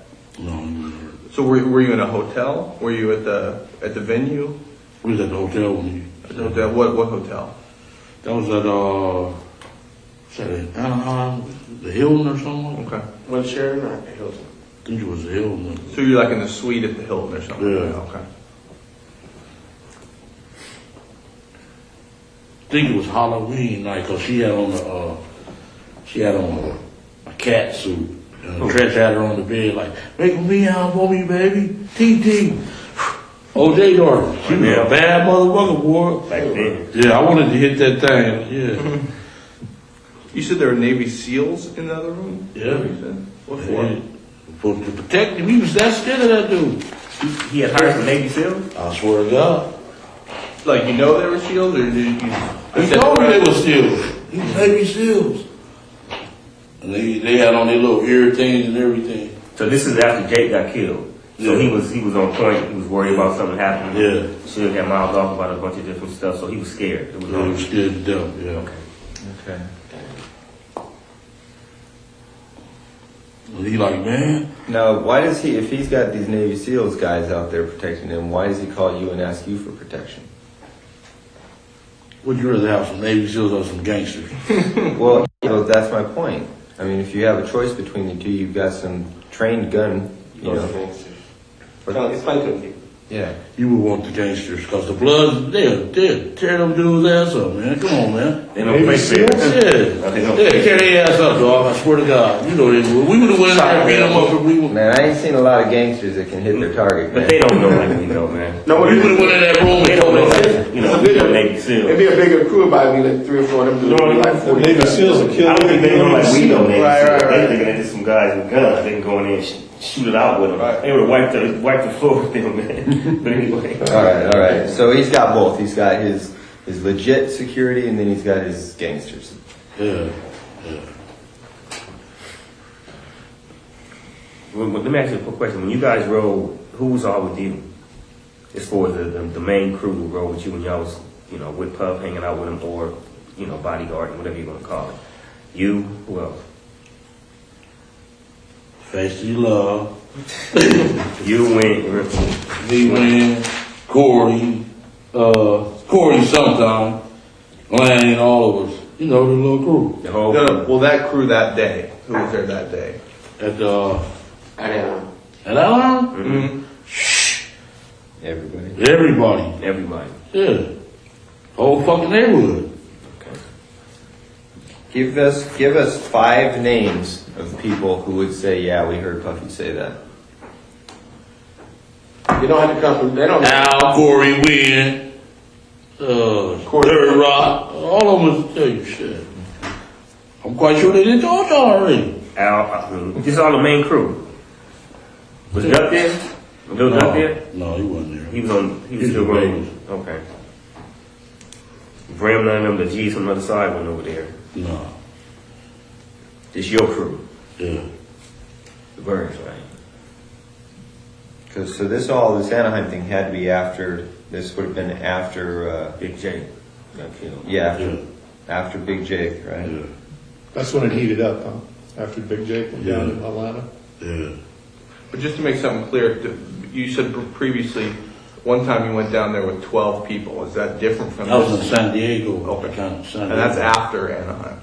This is before Anaheim. Okay. Before Anaheim. So Anaheim was pretty much the last big concert you guys went to, and that's when all that stuff happened. As far as Puff saying, you know, I give y'all this. Yeah. Then we went to Vegas at the MGM. They got pictures and everything. Should. Magic Johnson that gave a big party out there, and we went to that thing. Were they there? Who? Puff and them? Yeah. Okay. That We was smoked Vegas. weed. I ain't never seen them over smoking weed in the MGM like that. But man, y'all is crazy as hell. You know what I'm saying? They're smoking wherever they want. Yeah. Had the thing roped off. Yeah, that was some big shot shit. I was like, boy, y'all got, cause in Las Vegas, they'd take your ass to jail for a joint. You know what I'm saying? An alpha Yeah, joint. I don't know. Yeah. Now, All right. I'm sorry, Go ahead. I just wanted to get back to schedule. Yeah, just get the timeline in order. Big Jake gets killed in Atlanta. The thing in Anaheim happens after that. At what point, if you remember, is it when Puffy takes the stage and says, "Hey, if you don't want your producer," or I'm sorry, Yeah, that's Suge when gets the up on- beats. Yeah. When does that happen, though, in relation to these other events? Because we're trying to set the stage here, and it's important we get this in order. Had that already happened before Jake gets killed in Atlanta, the bodyguard? My girl got all that memorabilia. I had to go look through that shit. You know what I'm saying? That was back in New York, right, when that occurred? Yeah, when he was on stage, and really the Wu-Tang was on their ass. They was the one dancing all in their face. You should have started a beef with them. You know what I'm saying? Pumpkin was like little kids, you know, Junior Mafia. Yeah, I think it happened before though, Before Jake. Yeah, before Jake. So you could see Suge getting up on stage, making fun of Puffy. Yeah, Because that was like the thing that started I did it triggered it. everything. Before anybody got shot, That killed, was a security. lot of disrespect. Yeah, that was disrespect like fuck. I mean, because that would set kind of a motion for Atlanta. That had to be before. Alright. Okay, so right now, we just got to Anaheim. Let's go back to, you said San Diego was before Anaheim. Yeah. What happened in San Diego and how'd that develop? Zip came on the street and said the boy wants to come down there to the concert. We jumped in Zip van and my SS and rode down there by 12 deep. Matter of fact, the Dallas Cowboys stayed in the same hotel room. Okay, let's hold on there just for Same a second. hotel. Same hotel, yeah. Okay. Same hotel, not the same room. So Zip called you or you were with him? He came on the street on Burris and we jumped in the van, went out there. Now, when he said that you guys going out there for business, like to work with Puff, or just going to have a good time? Gonna have a good time. Okay, so Zip Cam on Burris is in the van. He says, "Hey, my boy wants to come down here." They'd come down to San Diego. And then from that point, when Zip tells you that, you guys leave that day, or is it? That's second. Oh, yeah. okay. So it's that day you guys go to San Diego. Yeah. All right. Who drives down there with you Could drive down there with me. in the van? So I was in my own car. It was me, Lane, Big Dre, and somebody else. We jumped in, and everybody else jumped in the van with him, the party van. What color was that van? Black. Is that a different one than the one in Vegas? Maybe you said he was in a van in Vegas, so it was the same one. No, he was in that black Benz in Vegas. Oh, Benz, Like Ben, so. Yeah, he said Benz. Mercedes Benz. Okay, but you did say something about a van in Vegas. We'll get back to that. But you said everybody's in a van acting like a bitch. Oh, that was a renter van. We Okay. No, it's cool. All right. So Dre, Lane, Davis, you're all in what car? You had the SS Impala. and everybody else gets in the van with Zip. Yeah. And you guys go to San Diego, and where do you guys stay? Whatever I don't remember the name, but the Dallas Cowboys that played the San Diego Chargers that weekend. Was it near the water, or was it on the Main Street, the gas lamp district? It was a Sheraton or the Hilton. You remember seeing water? Was it off the water? No, it was that night.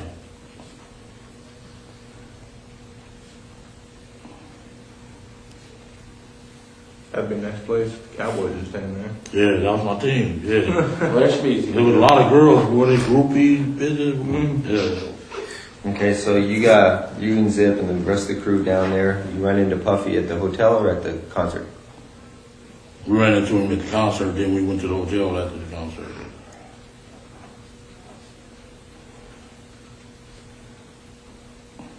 You kind of look like Emmett Smith. You could have used that. Yeah. Yeah. Okay, let's go back to the hotel. And what discussion regarding Tupac and Suge? What happens there? I don't think he really discussed it then. Going in, we was in the room smoking weed. And the little total brawl. What's her name? Keisha with the with the pamper thing, set all in my lap. We just having a good time that night. Okay, so no discussion about, I mean, I just want to ask a question, I'm curious. Who paid for y'all rooms when y'all was there? Like when y'all go to the hotel, y'all already had rooms for y'all? No, I don't pay for all. We had money, man. Them Oh, dudes, y'all was paying y'all stuff? so they were just getting started, really. Oh,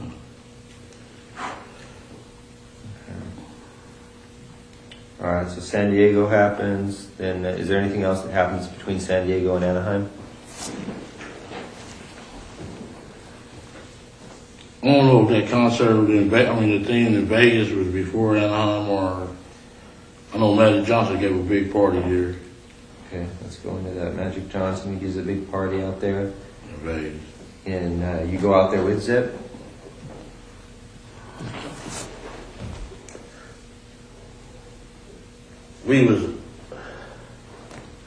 We stayed in Treasure Island. That was the Holyfield and Douglas fight, was it? Was it the Holyfield Douglas fight?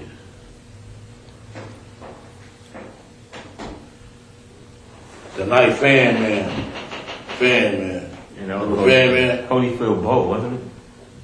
Okay, it was the night of that Yeah, fight. Holyfield We Bowl. stayed at the Treasure Island. And Al they got the rooms for us and everything. Then Al got the room for you? we little while. Yeah. Yeah.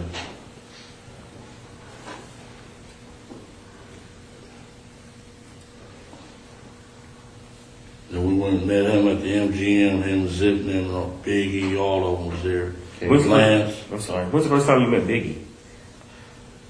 First time I met Biggie was in San Diego. The San Diego concert and everything? Yeah. He was in the room with y'all or whatever? Yeah, smoking weed. Yeah. That's the first time all y'all met him? Yeah. Okay. Good question. Break and then All right, play I was- second half. You read my mind. I was going to do it at about 3 o'clock, so you beat me to it. We're going to take a recess at this time. During the recess, you are admonished not to talk or converse amongst yourselves or with anyone else on any subject connected to the trial, or read, watch, or listen to any report of or commentary on the trial of any person connected with this case by any medium of information, including without limitation, newspaper, television, the internet, and radio, or form or express any opinion on any subject connected with the trial until it is submitted to you. We'll have you guys back here at 3:15. Please rise for the jury, everyone.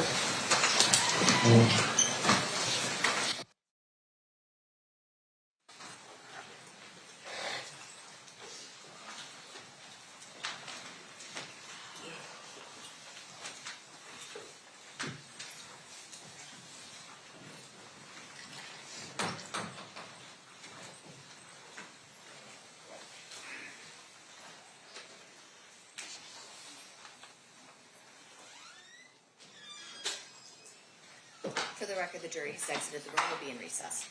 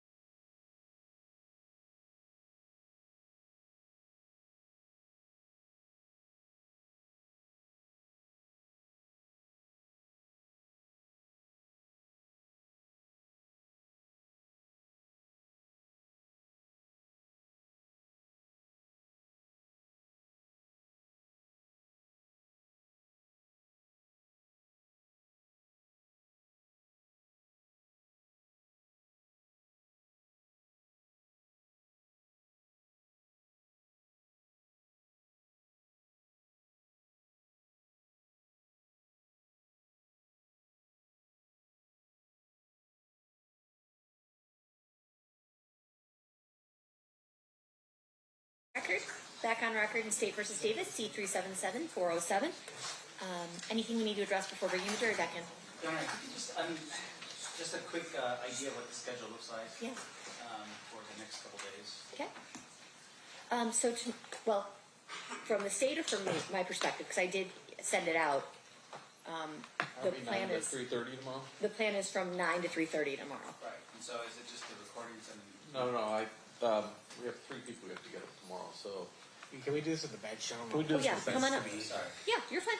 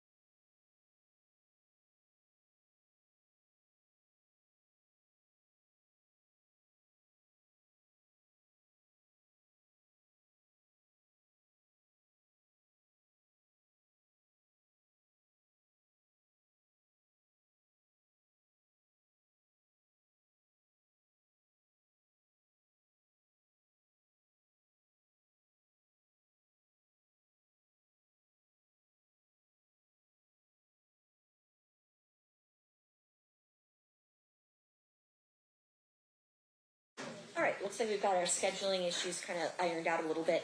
So at this point, I think we're ready to bring in the jury unless anyone objects. Hearing nothing, let's bring them in. Say after the jury.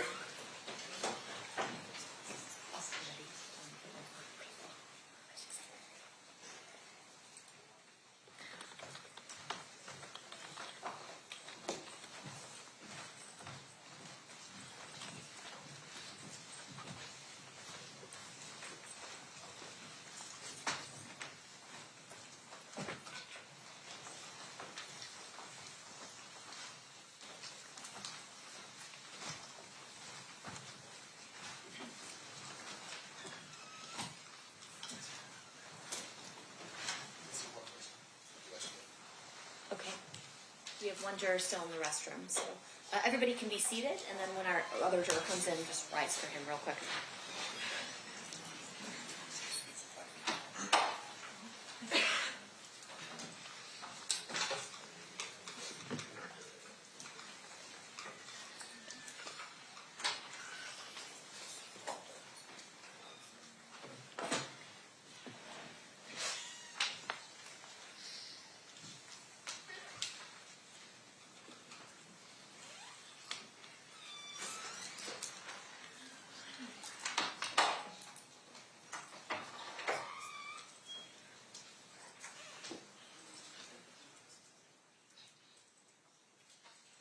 Second juror.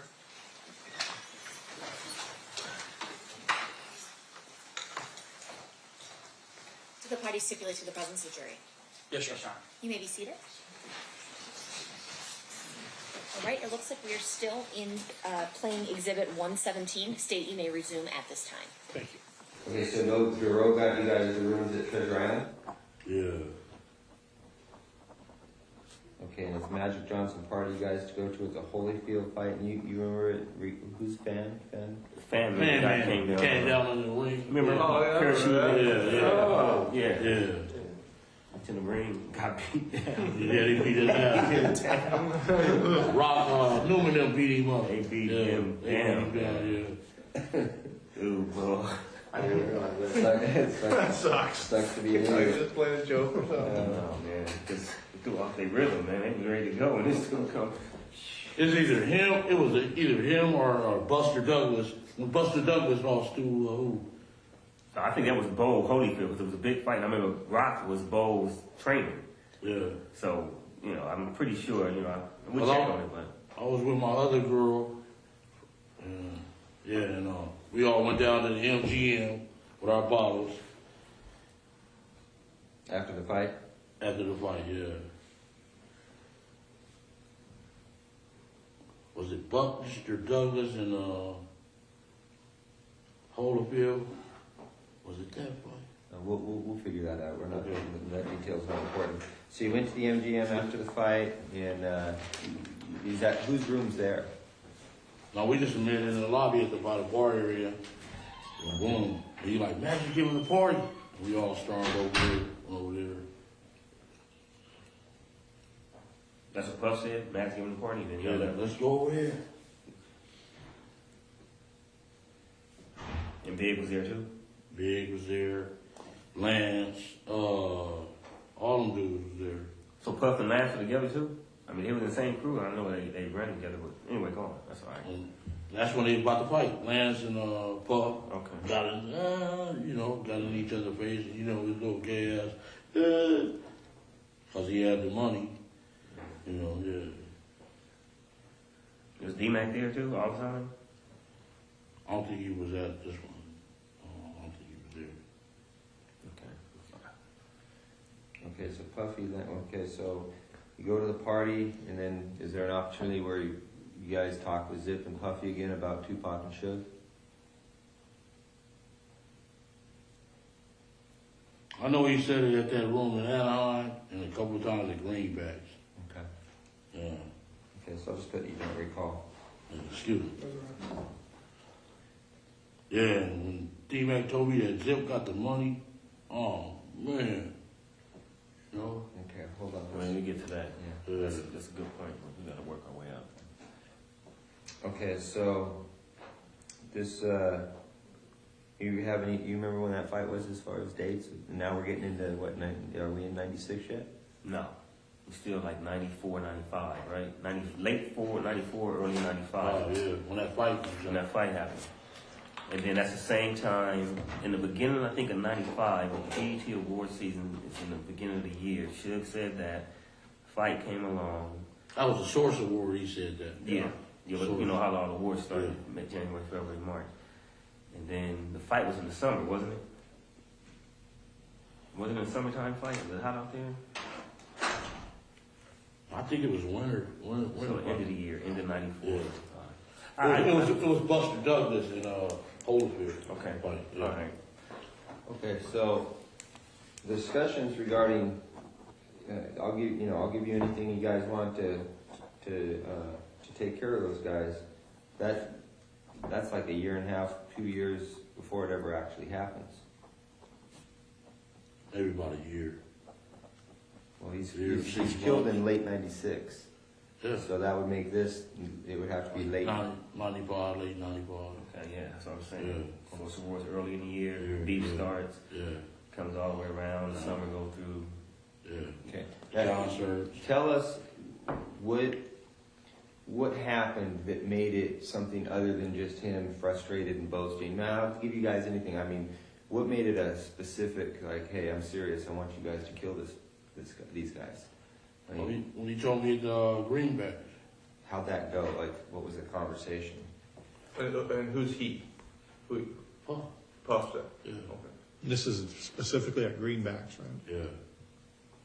How's it go? How's the conversation go? I mean, okay, listen, I'll do it, but I need $500,000, or, you know, I've got somebody who will do it, but I need 300. I mean, we need really specific details regarding that. Yeah, we wanted $1 million.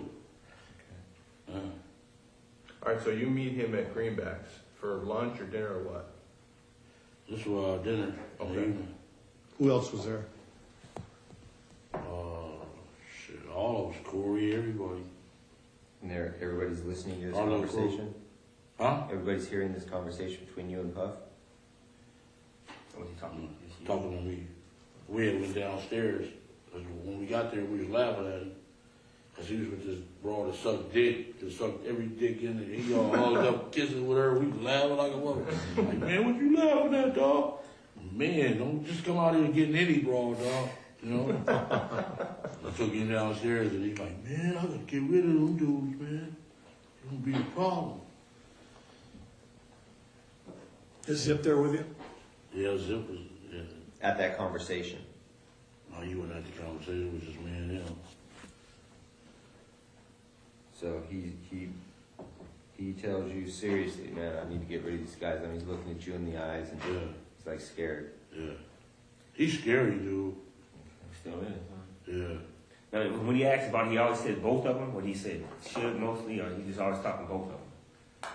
That was when he had his boy on after he made the record. But before that, it was just should. Yeah. And then after Hit 'em Up came out, Yeah, that pissed them off. so he's like, kill both of them. Yeah. So there's going to be two separate conversations then. Yeah. 3 or 4. Right? Or, yeah. So was Anaheim was just about Suge? Anaheim was about both of them. Okay. Anaheim was about both of them. And he said it in front of all those people. I couldn't believe it. You know what I'm saying? In Anaheim? Yeah. Whole room full of Crips. You know, they motherfucker go after his ass. Yeah. Okay, so he tells you, I need to get rid of him. At Greenbacks, you and him down the stairs, and you tell him, I do it for $1 million. Yeah. Then What when that is he- shit popped off, he Zip like, shit, this y'all perfect, you know. Yeah. I'm like, man, we ain't got no pistols. He came over with pistols. Okay, so he says, you tell him we'll do it for $1 million, and he's like, okay, I'll do it for $1 million. Yeah. He agrees. You shake on it or something like that. Yeah. What happened? Gentlemen, he like, man, we'll wipe their ass out quick. You know, it's nothing. So that done, you know, that's easy. Did he front you any money or anything? No, he didn't. But after it happened, he called, what's the name? Zip. Is that us? That's us? And the brawl was even calling Faith. Yeah, that's us. You know? She wanted it done too? She was calling Zip. Is that us? That's us? I'm like, yeah, that was us. Was Keffe, I'm sorry, was Biggie ever involved in any of these conversations about hitting No. Tupac? Okay, it was always just Puff and Zip. Yeah. You think he knew about it, or he was just like, whatever, he's just doing his own thing? He was like doing his own thing. Lance kind of kept him Out the window? yeah. So this is all Puffy's doing? Yeah. Foley was scared of the dude. Period. Okay, so you guys make the deal for that, and then you guys aren't out in Vegas then with that intention. That's not why you're in No, Vegas. we've been going to the fight since Pat days, you know, the 80s. So y'all geared up to go to Vegas, and y'all was going anyway, not even knowing who else was going to be Don't down be there there. with nothing. Not knowing if Pac and Suge was going We to be ain't down got no pistol. We ain't got no pistols down there, and shit, it was right there. This is your perfect opportunity, baby. there. That was Zip talking? Yeah. Because of what happened with Duane? Yeah. Y'all see the surveillance I got in the car with him, in that Benz. The brawl was in there first. Foxy Brown. She was in? She was in the car with him. Okay. And he told her we need to handle some business. So she got out and I jumped in the car. He had a little secret compartment. The thing popped out. Okay, let's work up to that real quick, 'cause that's important. Well, but there was, he said that you were there was numerous conversations, the first one taking place in Anaheim, another one at Greenbacks. Yes, yeah. What other conversations took place where you and Puffy were talking about, doing this stuff? So fucking wrong, man.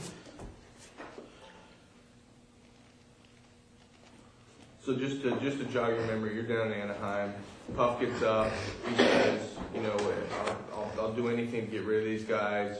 Everybody kind of, cool, that's cool, whatever. He takes it to another level. He's more serious. You meet him at Greenbacks for dinner. You guys step off to the side. He talks about, hey, how much you want? I'll give you $1 million. Yeah, we went downstairs. You say, cool. Yeah. Consider it done. All right. Now, what conversations between Anaheim and that conversation, or that conversation and the incident? Any more conversations in there about getting it done? On the phone or in person, either one.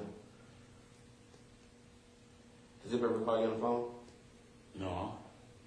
I know after it happened, he kept calling, that us? Yeah, that's us, motherfucker. Yeah. Did Zip ever try to push it, like, hey, the boys still talking about, getting this done? Yeah, he just said that's our perfect opportunity. That's it. But in between, he never said nothing, like he was trying to, like, almost broker it. Like, yeah, I talked to Puffy, asked him, y'all gonna do that still. No, he didn't say that. Who brought up the amount of $1 million? Shit. He did. Puffy did? Yeah. Okay. Wasn't you? No, it wasn't me. I shit. $1 million, I think. Yeah. Take it for 50. You know what I'm saying? Shit. So he brought up the $1 million. Yeah. Them project dudes will kill your ass for $1,500. You know what I'm saying? Shit. Tell me about that. So basically, all right, then you guys geared to go to Vegas. Y'all had planned to go to Vegas a couple weeks, got the hotels, Yeah. and then who all driving out there? All you guys is. All of us, yeah. Zip, we had left from Greenbacks. Give me 1 second.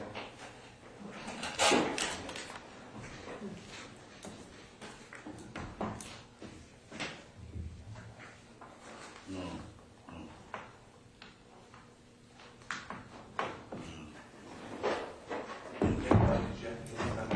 Okay, so y'all. Is everything good? Yeah, everything good. So y'all geared up to go down there. Y'all caravan down there. Yeah. How many cars? We went to Greenbacks. It was me, Zip. It was Zip drove that Benz. Kevin drove that van. And I drove Kev? yeah. Okay. And I drove what was that, a Malibu or something? Not a Malibu, but a Century. What's that, by a Buick? Buick Century. Yeah, I drove a rental Century. And y'all left from Greenbacks like about what time? A couple days before? Maybe about, was it Thursday night? I think it was a Thursday night. We left from there. Fight was Saturday. Okay, it was probably Friday we left. Friday evening when Zip looked like he got picked up by a helicopter as fast as he got there for us, So once we got there, started kicking it, partying and all that old shit. Y'all staying at the Monte Carlo? Yeah. Okay. And who got the rooms for you at the Monte Carlo? My wife, it was in my wife's name. Okay. Y'all pay for them? They had comps. Lane had comps at MG, not the MGM, but Excalibur. Because of gambling. Yeah. I'm sorry, Greg. No, that's right. I got thrown off track for something. We were in Greenbacks. They have the discussion, everything. How long before you guys go to Vegas is that? I think this is another time at Greenbacks or the same time that Puffy said he, No, this is different time. Okay. That's our headquarters. We meet at. Okay. Every time they come out, we'll be. So Puffy had said they agreed to the $1 million, and then that Friday before they were going to Vegas, they met at Greenbacks with Zip. They caravan from there on that Thursday, that Friday night. Okay, so there's another incident. You guys meet at Greenbacks. That's when we go to the fight in the September '96. Okay. And you leave from Greenbacks to go to Vegas. Yeah. And that's when Kevin's driving the van.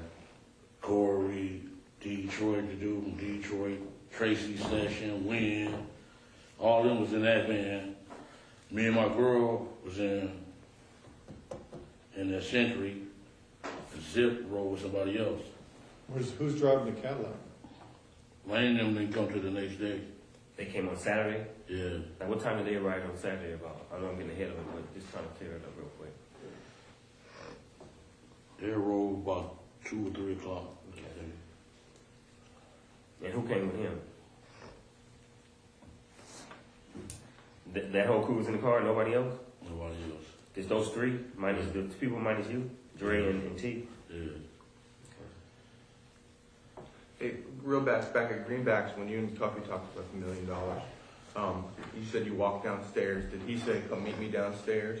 Yeah, he said, come on downstairs and talk to you. Oh. And asked me, why was we laughing at him and shit like that? I said, man, don't be coming out here just getting anything, dude. Right. If you want some brawl, just let us know. So he asked you to come downstairs. Did you guys talk about anything other than that specific thing? We ordered some Lombardo.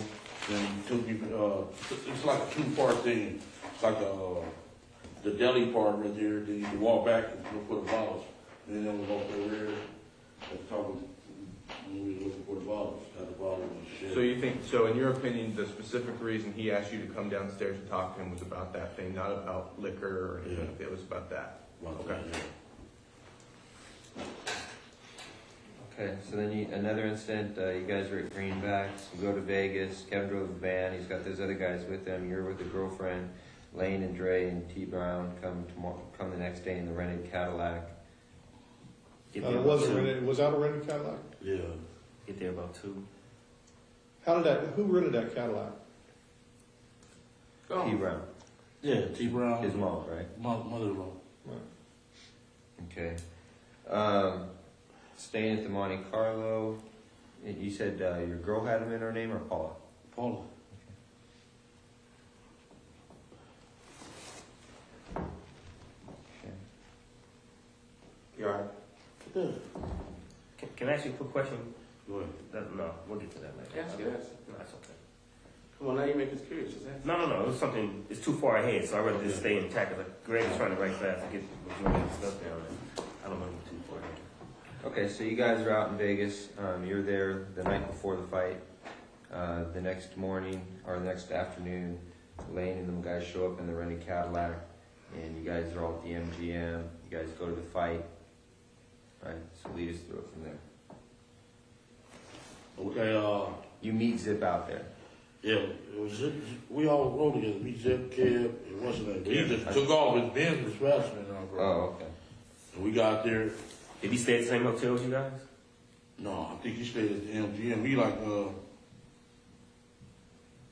some dudes fronted his ass off right in front of us.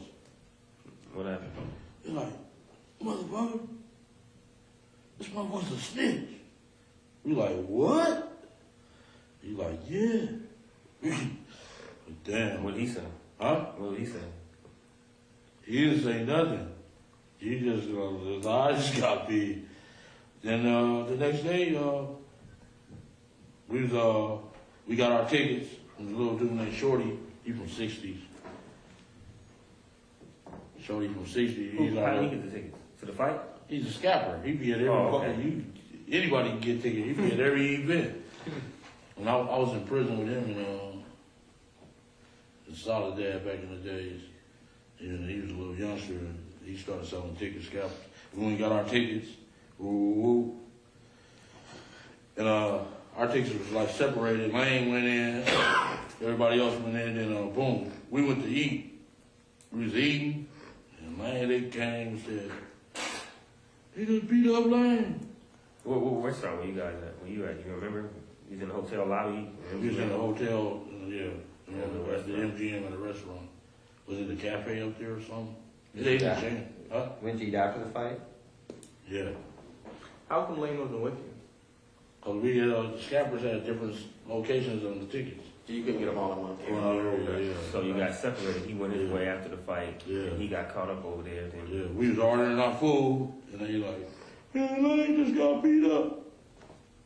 I'm like, bullshit. Where was Zip at that point? Zipner was in the lobby part where you register. That's where we ran into them. Him and Richie Rich. I heard of him before. I know. he's an older cat, right?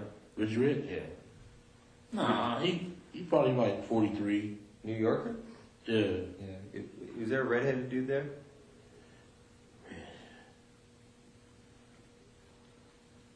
I know Richie Rich was there, and Richie Rich. There was a few New Yorkers though with Zip. Like, man, y'all need some help? We got this. That's what they said. And All the other cats. yeah. Well, how come everybody else was at the restaurant with you? Everybody knew to go to the restaurant, but Lane was on his own by the doors. Yeah. Well, why? Something's missing. Why is he at the doors and everybody else is at the restaurant? We all went. He was supposed to come to the restaurant too. He just forgot or something. They seen his motherfucking ass and beat him up. He couldn't get there. Yeah. Okay. But on the surveillance, it seems like he's standing there He's just waiting. hanging out. He's hanging out. Like he wasn't on his way nowhere, walking. Y'all seen us at the restaurant? Well, yeah, they got video cameras all over them. But him, he wasn't. He was. Y'all seen me? He's like posted up. It looked like he was looking at them when they walked by. Yeah. Felt like he was waiting for him, you think? I mean, I don't know. Whether he wasn't waiting for him. That's what we're asking you. A lot of this, You know, we be after the girls, man. Yeah, but it seems like so you guys get your tickets from Shorty, you give them out. All right, we can't sit together, so let's all meet at this restaurant afterwards. All right, Yeah. everybody bolts after the fight. Everybody comes back to the restaurant except Lane. Lane's standing by the Yeah. doors. Why is Lane standing by the doors and everybody else is on board, knowing to go to the restaurant? I don't know what his thoughts was. Okay. Okay. But before that, before the fight, before Lando had, the beat down or whatever you want to call it, no beef with nobody as far as them. Did you guys even see Suge and them at all? Yes. Didn't see them, didn't nothing? Yeah. Nobody said they here, them dudes here, nothing like that. Nothing. And then, okay. See, it would seem to me that Lane may be working his way over to the restaurant where he's trying to find you guys, but then he sees them. He knows automatically he's going to have beef with them just because of the mall incident. Yeah. So he may be just trying to Post it up. trying to wait for you guys to pass by. I'm sorry. Yeah, he probably looking for us. Yeah, you're right. That would make some sense. Yeah. Yeah. He just got separated. Okay. So he. Y'all seen us at the restaurant? Oh, man, who the fuck? No, the film, Shit, Darren was the waiter. Y'all seen me and I can't believe you don't remember seeing me at the house on Compton and Bay, all that, man. I can't believe it, man. This task force has been around a long time. I can't believe you don't remember seeing me, man. I shook your hand a couple times. I'm like, what's up, man? What's up? And kept moving like you knew me. And I'm like, what's up, man? How you doing? But you was just Keffe D, so. Crazy man. So they know. Anyway. All right. Y'all seen us at the restaurant too? Yeah, I just got the name of it because it's been so, like you said, it's been so long ago. But okay. Y'all see me and Zip in the Benz too? I didn't. Yeah, I don't remember seeing it. I don't remember seeing it. Okay, but who was in the restaurant with you? The crew, it was me, Bubba, all of us. Kev. Was Debbie-Ann and them hanging out with y'all at that time? No. The Vegas dudes? No, they wasn't. They knew nothing about this. Nothing about this. Y'all didn't hook with them at all. Nobody, Qatar, Carol, KC, whatever his name is. None of them dudes. Y'all didn't hook up with none of them from We Vegas. seen KC down there. Okay. We didn't see Doug or the other boy, Chin. Okay. Where did he go? Huh? Damn. Teed up. Yeah. He just got a about 5 months ago. From victory. Okay, so Richie Rich and Zip are in the lobbies with some other New Yorkers. You guys read, blah, blah, blah. Lane gets into a fight. And then Zip and his boys are like, y'all need any help? The East Coast asked us first. And my boy. Who? And. One from Paramount, man. Oh. Really? And. Oh, Anthony? Anthony Trent. Yeah. He was down there? Yeah, he asked me, y'all need some help? We like, no, we good. Did Treggs hear any of the conversations between you and Puffy? Was he there for anything? Who? Treggs. And Yeah? yeah, the one you talking about right now. No, he didn't. Is that your Cadillac? Is that Cadillac? Yeah, the one. Yeah. Yeah. Was he there for any of the other conversations or anything? The like Cadillac was Reed. That's true. Oh, that's Trevor, yeah. The other one was. And it's the other dude that came with the other car. That's right. You know Reed. He was there. We seen him first. He like, he jumped on lane. Ooh, what's up? Y'all need us? We like, no, we cool. Then we ran into Zip them in the lobby. That was the light-skinned kid that stopped us and talked. That was Ed. When y'all was watching, he stopped us to talk to us. And we met Zip them in the lobby. We went all out to the parking lot to get the cars. Okay, let's stop right there. The whole crew? Yeah.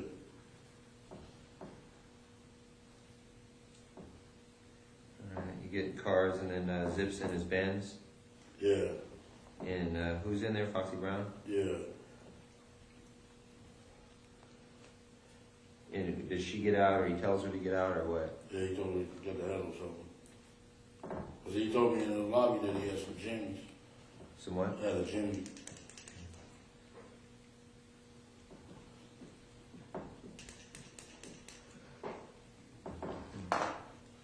You need one? Thanks. And you get in with Foxy Brown sitting in the front seat? Yeah, and she got out. She was wearing pink, little pink thing, and I jumped in the car. He gave me the gym. What was Lane and all them? I'm sorry, Greg. They was waiting on the cars. So they was in the valet waiting for the cars. You had already gotten in his car. And holding each other. Where does he get the gun from in the car? A little secret compartment. Popped up. Pop up, yeah. In the armrest? Yeah. He gave it to.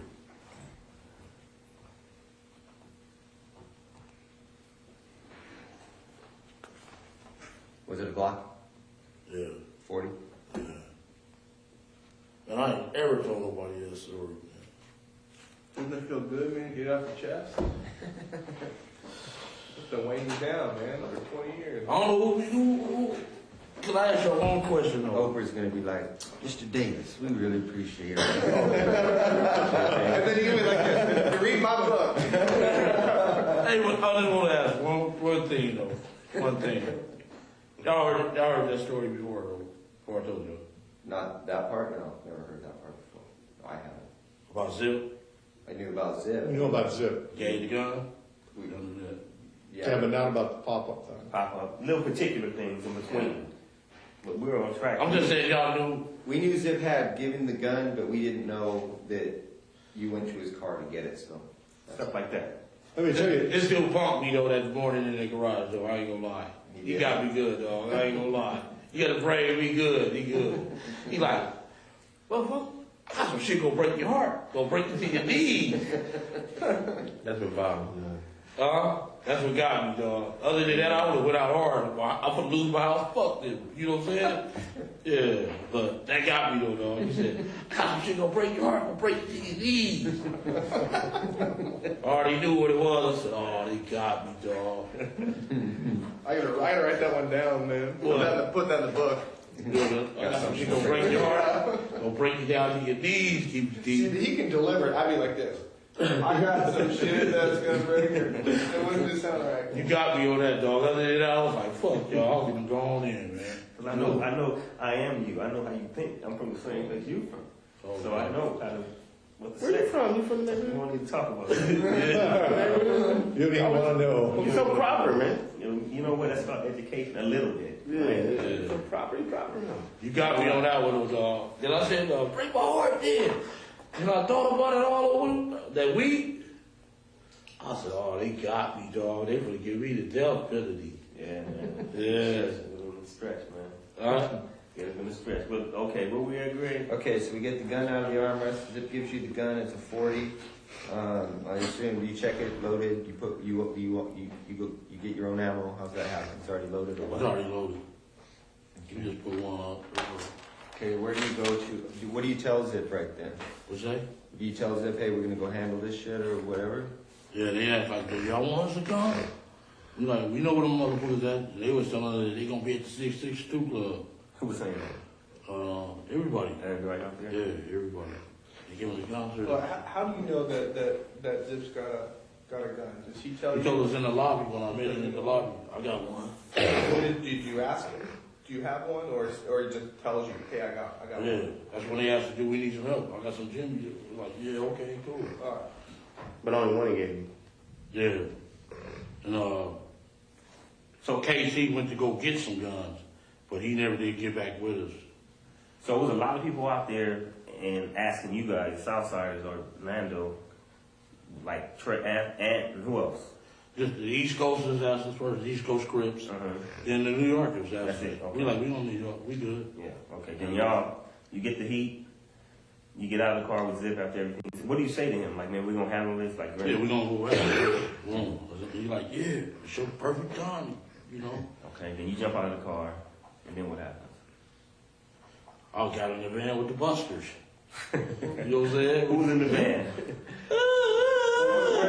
Where do you put the gun? What do you do with it? Put it in my thing. Yeah. Yeah. Okay, so Keffe, you get in the van with who? Corey, Wynn, Kev, Wynn cousin Tracy Sessions, and some dude from Detroit. And they was, Lane them said they had a gun up under the hood.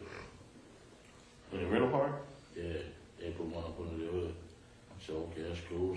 So we go to the 626. I'm sorry, real quick though. Lane's in the van too at that time or no? No, they in the Cadillac. Okay, so Lane in Cadillac with T Brown and Dre. Yeah. You know who's driving in? You drove off from the hotel? T-Brown. T-Brown was driving the still. Yeah. And y'all go with the van. This is 2 cars go to 662. Yeah, the van and the Cadillac. Go to 662. Yeah. I'm sorry, go on, Greg. So when you guys leave the motel after you get the gun from Zip, you guys never go back to your rooms to discuss anything or anything at all. You go from the MGM, or I'm sorry, from the MGM out on the hunt for these guys. You guys never go back. We went drop the girls off. Me and Lane did. At what point? Before you met with Zip or after you met with Zip? That's a long time.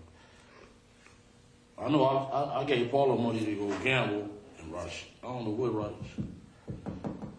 That was Lane's girlfriend, Rashid, or whatever. Yeah, Rashida. Yeah.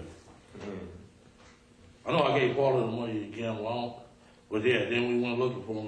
We went Just the 2 girls that you got. That's what you saying. You said the girls. Just those 2 girls, or just a lot of girls who were out there. Just Rashina and Paula. There was a few girls out there. Okay, with them, their whole crew. Yeah, their crew. Okay. I gave her money to go gamble. Boom. We get in the car. We get in the fucking van. Go up to the 626 club. And Corey, they gonna kill us, dog. You know that motherfucker. Got the police killing motherfuckers and all that. Man, you crazy. And fuck, dude. I know dude since we played fucking football. He's a bitch. They got you scared. Did you get in the van in the valet area of MGM? Yeah. Okay. Who was driving that van? You probably already answered me. It was either Kev or Corey. Okay. And when we went up to the 626 club, they didn't show up. We waited about 15, 20 minutes. They didn't show up. So it's like, let's go get some liquor. We stopped at the liquor store. I got out the van with their ass and jumped in the Cadillac. Them motherfuckers buster, they scared. Where was the liquor store at?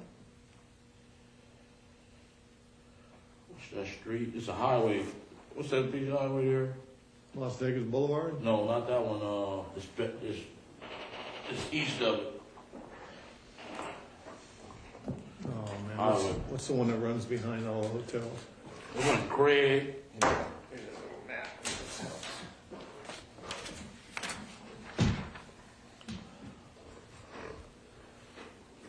It may or may not be on that map. It's just the intersection where they kill him. Yeah. It's east of this. Just a little liquor store. Yeah. It was a little, 7-Eleven or something? Real close to the 626 line? Yeah. 662 line? It's a big highway. It's in Maryland Boulevard. One of them. Okay, so you guys go to the liquor store, you're tired of listening to Corey whine, you jump into the Cadillac, and you what? You go to the liquor store, you get out of the van, you jump into the Cadillac with Lane and them guys, and then what? We rolled up, what was that? Was that Harmon? There is a Harmon on there. Harmon Street's on there if you can see it. Should be a Harmon Street on there. Koval, Harmon. And where did he get shot at? On Harmon, didn't he? Mm-hmm. It was Flamingo and Harmon right there. Something like that. No, it's on this street in Harmon. He got shot. Yeah, Koval. We was, I think it's Merlin Parkway or something like that. Is it called that? Yeah. I think the little liquor store was right there. Then we came up Harmon, got the Las Vegas Boulevard, and shit, here they come in that BMW like gang of cars and brawls. Tupac. And we like, there they go. Made a U-turn. We wasn't supposed to make a U. We just wanted a U-turn, and they was in the middle lane. And we just pulled up on the side and checked every car to see where they was. So what directed your attention to him was some girl shouting at Tupac? Tupac. He gave himself away. Otherwise, they would have got away. He all hanging out. You know how he do. They would have and he ain't got him. You did a U-turn, so then you pull alongside of it. You guys are in the car. Have you already handed Lane the gun at this point, or at what point do you hand him the gun? I thought he was going to pull on my side. You know, that's my little nephew. I'm going to look out for him, you know. And he pulled on his side. So you were fitting to blast if you had to, or you were just... Yeah, if we would have been on our side, I would have blasted. Okay. So you hand the gun to the back seat. Yeah. You can hear Lane. I gave it to Dre, and Dre was like, no. And Lane's like, give it. He popped it. Now, when you first talked to you a few weeks ago, you did say that Orlando was behind the driver. Is that right? No, Orlando was behind me, the passenger. Okay. Dre was behind the driver. Okay. So when you passed the gun, you passed it to Dre? Yeah. Okay. He was the closest to him. He you know. He didn't want no part of it? Yeah, he was scary. All right. I known he would be scary, but when I got out of jail, he said he was a bad motherfucker. Dre? Yeah, I'm like, is that right? He used to feign all that shit. All that shit. Oh, what we gonna do? Could be Dupac, his girlfriend liked to kill him. Huh? His girlfriend killed him, didn't she? No. I think you're... No, she didn't. He just had a sinus problem. Okay. Okay, so Lane, so you guys pull up alongside. This is essentially, I think, what...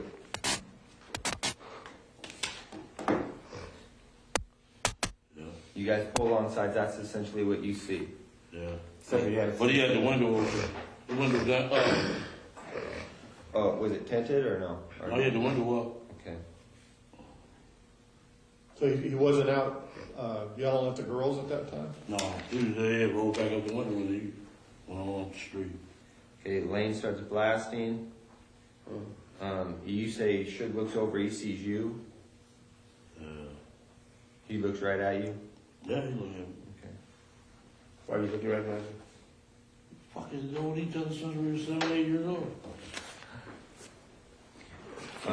When he looks over at you, and then, Tupac's busy getting shot. Evidently, the story is Tupac's trying to either get out of In the the line. back seat or something. Yeah, what do you see happening inside He their jumping car? in. I seen a bullet going Suge head. I thought he was dead. You see He his must head? have scraped him or something in the head or something. A piece of glass went into his neck right here. And he had a thing in his head. Yeah, a too. little gray. Yeah, he got a graze from his Yeah, I thought he was dead. Okay. So, I'm sorry, did you guys stop the the bowler stop the car and just let him get off? Yeah. Then we made the right. Okay, but he stopped what you said. Why he boom, boom, boom, got off, then took off. And we made the right, and some brawls in the sea breeze was following us. Stupid bitches. And we shot their window out, and they stopped. So Tupac's trying to jump in the back seat. And what's Suge doing? Just ducking? Ducking. He couldn't really duck because he was too big, you know? Yeah.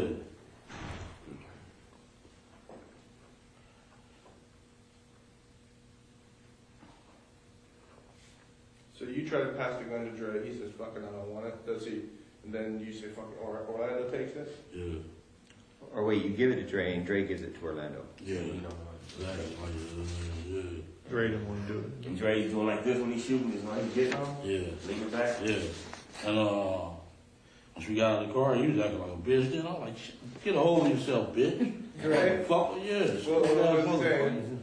Oh, what we gonna do, big on? Man, shut the fuck up, bitch. What's wrong with this, you know? Well, where did you go after the shooting? Went to the Monte Carlo. Do what? Real Before we get quick. there, yeah. Okay, so the shooting goes down. He's trying to get in the back seat. Suge's ducking out the way. You guys pull off, and followed by Sebring. A sea breeze, some brawl. They ain't call y'all or nothing? The brawls? I don't know. Can't hear you. Hey, come on, man. We were talking over it. Man, we're gonna be doing this so many times, man. Don't even try. Sebring. It all comes out. Lane starts blasting back on him. Yeah, So you had bullets left. yeah. How many rounds did you say he shot in the Tupac in the car? That you had to, About 6 or something. 6? And then how many times did he shoot at the girl? Twice. Just twice. Okay. Afterwards, when you guys are rolling, just rolling to the hotel, you go straight back to the hotel I went and parked the car by the carriage house. by the carriage house. You dumped the car and just left it there for, I mean, We left it there at the carriage. It's a parking lot on the opposite side of the carriage house. We left the car there and put the gun on the tire and left. on the tire, front wheel tire, back tire, what? Front tire And then left. and left. Was there any bullet holes in the car? Because somebody said somebody shot back at you from No, ain't nobody nothing like shot that. back. No, there was never no bullet holes in the car. Never. Okay. Which tire on the front? You're the passenger side of the. Passenger side. When Orlando was shooting, was the gun all the way out of the car, or was it in the car at all? Do you remember? We got the shells out of there, though. Did it? Yeah, we did. On your way to park the car? When you were leaving to go park the car? The next day. You're saying. Both of them did. So the next day, oh, you didn't go back the next day. We rolled back the next day. The gun was gone. The gun was on the tire when I left. The next day, though. I got in my car was. Well, I was in a rental car. I don't know what they did with that there. Other than that. Oh, Keith, man, you just got this gun from Zip. You don't want him implicated in the shooting. Now you've got a loose end because you put the gun out there on the street like that. Could come back to Zip because we don't know, and you don't know at this time whether it's registered to him, his people, whatever. I understand. That's kind of lame. No, this is something. Okay. He don't give a fuck about Zip. Yeah. He just Not at done. that time. No, he don't think like, you know what I'm saying? He ain't thinking like that. Well, why would you leave a gun? He's not thinking like, y'all thinking intelligent like Outside Las that. Vegas, They- and you just killed, they just did a big murder with it. They're not thinking like that. You want the truth or you want me to tell you a lie? You want me to lie? No, I want the truth. Okay, we left the fucking gun on the tire, dude. That's all. That's all. That's the last time I seen the gun. That's the last time you saw Yeah, they don't think like that. You want me to lie? I can No. throw it out. We don't get us anywhere. I just can't believe you do that in Compton. What's No, that? that's what they did. They don't think like that. We got left it on the tire. I guess I don't know what T Brown did with it or whatever. What he got. It wasn't our concern. We did what we had to do. Boom. And Plus they don't I drove think back they in do. my. Me and Lane drove back in the car. Went on home. Immediately after that? No, the next day. So what y'all do At the gym. after y'all left the gun on the tire? Where'd you guys go? We smoke weed and drink. Yeah. Where? At the What? hotel? At the And hotel. party. In the room? Yeah, y'all see the surveillance? I don't know. Okay, the carriage, you guys park it in that parking lot. Do you walk or does the van come by and you get in the van again? No, we walked. Okay, you walked over to the treasure or the Mark. We walked right upside that Coca-Cola place. It's a little crosswalk that goes straight to the Monte Carlo. Okay, so you guys go back to your room. And they pulled up in the ambulance while we was standing right there. Think I'm bullshitting. You guys on the street with We on Las Vegas Boulevard at the crosswalk, and they pull up at the ambulance right next to us. with him in the car already? Lots in the car. Tupac and Suge in the car. And y'all just walk. This is close. Did they see yo? He couldn't see out the ambulance because he wasn't really hurt. No, they couldn't see. We didn't give a fuck. We They know was they I'm understand. talking about the ambulance was parked right here. right next to it. That shit was funny as a motherfucker. So you guys continue, you party at the Monte Carlo, you go someplace else that night, you get strip club or anything like that? We was at the Monte Carlo. Okay. And you all four stay together? Y'all four stay together? T Brown and you Brown, and Lane. Ray. All of us, yeah, we stayed together. By that time, the band had come back around. And, yeah, they came back. They came back. They met you at the They didn't hotel. even know we did it. Y'all didn't tell them nothing. Y'all just act like nothing was going on. Nothing was going Let me on. say something real quick. It's weird. I know how, like the way Greg Kading said, it's like y'all just did this big thing, but to them, that dude's nothing. Yeah. Y'all don't care about him. They act Yeah. like, yeah. I'm They just y'all act like he's a shit. big thing and nothing. They like he's nothing. He's dead. And when we got back, the war broke out. Y'all come. We'll get to that. So you guys go back, you just party, drink, smoke. It's not really discussed. Nobody's making a big deal about it. Everyone goes back to their room to go to bed. You talk to the girls about it at all? You tell anybody? I don't know, man. I don't get down like that, man. I ain't tell nobody shit. That's like I tell my nephews them stop saying that shit. Don't be on that internet and MySpace, man. Don't be saying that shit. They come, then they get that dude or make it ever 30 years later. Don't say that shit. I think someone went to the bathroom. Oh, is that what it is? Oh no. That's strong. So you guys do that. Go back to the hotel. Do all the stuff. Who all was in the room afterwards? Is everybody? Corey, Kev. Corey came later. He said, "You heard Tupac is dead." Like, is that right? Y'all laugh. Huh? Y'all laugh. Yeah. So he came in with the news that he brought the news that he had died. He thought he had died. Right, yeah. They said they both shot up. Okay. All right. So that night goes by. The next morning, you guys go get up. You go back down to the Cadillac. I didn't ever go back to down to the guy. You didn't. Some other people went. Okay. T. Brown, he had to go get the car. Okay. I thought you said you and Lane drove back. Oh, we drove that a Century back. Is you and him? The car. And your Me wife? and wife. And Machine was his girl in there too? I think she was, yeah. Okay, so 4 of y'all. Yeah. But during that night, after the shooting, was there any phone calls between you and Zip or you and anybody? No. Nothing. It was dead that night. Nothing Yeah. happened. The No next day- communication. We met at that, right here on 3rd and La Brea at that hot wing place. So Melrose? Cole was like, what up? Yeah, all right. So okay. you get up the next morning, and what happened? You turn on the news. You see he's dead. We already knew. You already knew he's dead. Any phone calls? You call anybody? You call Zip? And, The next day, you The mean? next Yeah. day, he was like, Zip called you. You called Zip. call me. And he said, was that us? Poke him? Yeah. Then he called while we was there. Is that us? Yeah. Wait. So Zip called you and said, "Is that us?" Meet me at the hot wing place. I met him at the hot wing place. And, Wait, so He said- but you said the hot wing place is here in LA. yeah. Okay, so let's go back to Vegas. So Yeah. you're in Vegas. You wake up the next morning. Yeah. All right. You turn on the news. You see he's dead, or you knew he's dead. You get a call from Zip, right? In Vegas? Yeah, in Vegas. I'm talking about. Walk me through that morning. Who called you, or what did you do that morning? The next morning, someone called you. Remember, he was in Vegas too. Right. From Vegas. Yeah, we left. We got on about 10 o'clock. Then I got a call once I got back to LA. And he said, come meet him at the hot wing place. And he said, Poke him on that. And he told him, yeah. Okay, so let's go back to Vegas. What were you gonna do about the car? What was I gonna What do? were you gonna do about the car? Or what did you know was gonna be done about the car or the gun? It wasn't my concern. You didn't care about it at all. Okay. I got my mother-in-law had rented my car. I had to worry about her car, and he had to worry about his car. Shit. And I swear, highway patrol was gonna pull his ass over, man. Y'all was Do you know if he had the gun with him still? I don't know. I know the highway patrol was on his ass for about at least 10, 15 miles. I know he was shitting bricks. You know what I'm saying? I'm like, damn. And you never know what happened to the gun. After Never T knew. Brown never talked about, No, I never knew. Okay, so you get back to LA the next day. Zip calls you, says, "Meet me at the hot wing place." Where at? On Melrose. Right there by Pete's. Melrose and Brand. You know where Pete's is? Yeah.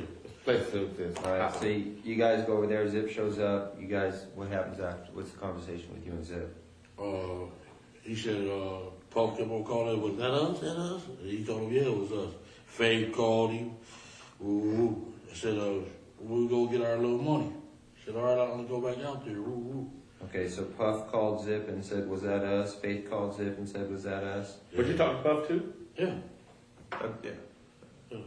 So when you're talking to Zip, when you're at the hot wing place talking to Zip, Puff he Puff called calls. Yeah. On Zip's phone or your phone? Oh, Zip phone. And Zip gives you the phone? Yeah. Okay. Kept on saying, was that us? Zip was like, yeah, that's us. So everybody was happy.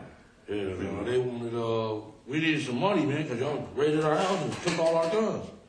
You know what I'm saying? So that when you talk to Puff on the phone, does he ask you, was that us? Yeah. And then you say, yeah. Yeah. What's his response? He was happy as hell, shit. And did you ask him then about his money? About your money, I mean? When you gonna get paid or whatever? No, I had to say that on the phone. Zip, go get our cash. Yeah. Zipline handled that part. Yeah. Okay, so you tell Zip we need to get paid. What does Zip say? I'm going to go back home and have Yeah, I'll get back with y'all. Yeah. I said they just took raided our house and took our guns and all that shit. So, yeah. Okay, the raids occur. Then I gave a beating. That was stupid as hell. For the south side, we gave a beating and all them motherfuckers told everything. Well, that's when everybody in the whole hood started, you guys. Yeah, man. I shouldn't have did that. That was the fucked up move I ever made. And was that after the guns were taken from the hood? And, police was raiding the houses, or was it before? It was before I don't remember. I know we gave a meeting at the park in Cerritos. Them bitches went and told everything, man. And everybody, both clicked. I mean, was it Temple and whatever? All of us clicked. Yeah, all came back together. Yeah. Yeah, man, a park in Cerritos. What's the name of that park? Regional Park on Bellevue. It's all in that first affidavit anyway. We read all that shit. Okay, so you called the meeting though? Yeah. Okay. We read that whole affidavit. You know what I'm saying? We know what's up. So you called the meeting to discuss the incident? Yeah. Okay. And then, and everybody like, we heard you got your $1 billion, man. We gonna kick in. You don't get your punk ass out of my face, bitch. You know? Right. Yeah. Alright, so, meeting takes place, people are complaining, they want the money. You at some point, you reach out again for Zip, or how do you try to get paid? I kept calling his ass. The next time we seen him was, where was his ass at? Was he avoiding you? Yeah. We met him at Roxbury. On purpose? You ran into him, or you guys had a call? We had a meeting. Who set that up? I did. So you called Zip, you finally got a hold of him, you told him I love you. He said, I'm back out here, meet me at Roxbury. That club on Sunset. Yeah. And they was shooting pool, and them Don Woo Riders ready to beat their ass. Who's they? Zip who else? Zip, D-Mac, who was that? Fleetwood. Fleetwood? Yeah. Do the hand with Flint? Yeah. Was Flint out by then? No. Okay, then y'all meet, and then what? We meet? Now, when you have a meeting, is D-Mac and Fleetwood all of them there with you guys? No, it was just me and him. I was talking to him. What's up with your cat? And he ain't gave it to me yet. And D-Mac told me that shit. He said, man, Zip got that money.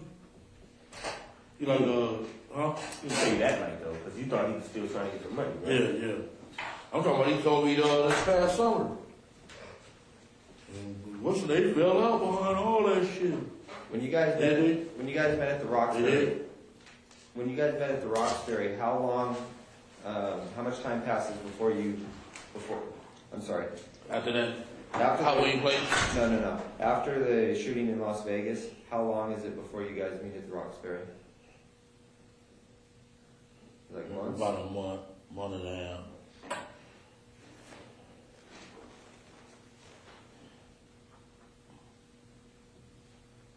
And so he tells you that Puffy hasn't paid him yet, right? Yeah. All right, and what do you tell him? That, What's up? What the fuck? I need money. Yeah. We need money, motherfucker. They took our guns, all that shit. We need some money. And you want to This mother got millions and more than, you know. And your business shut down. You wasn't doing no business, nothing. Y'all ran like Colombian out of town, man. I mean, we did. We should have did that shit. We shouldn't even met Puffy. We should have just stayed rolling, man, you know. Y'all was on my ass since 93, though. Gave us a good run. Yeah. Okay, so you at what point do you lose touch with Zip when you just realize you're not going to get paid? At some point you realize. Once y'all got on our ass, man, that watch shit. That was on our ass, man. Okay. So 96 comes and goes, 97, then you end up you pick up that case. 97. Man, y'all, after that shit happened, we couldn't breathe.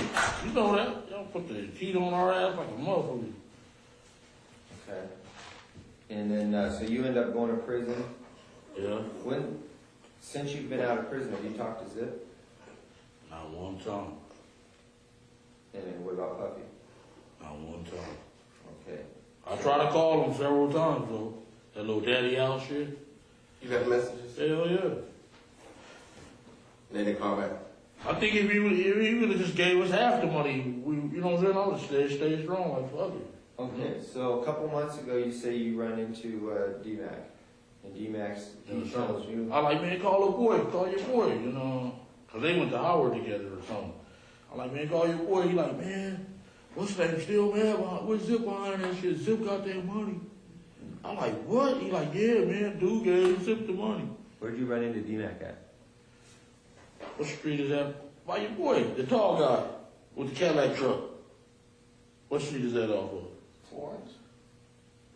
The blue Cadillac truck, man. Oh. I'm at a lot. The 900 pounds. I don't know. Oh. You got a lot on my mind just like you, man.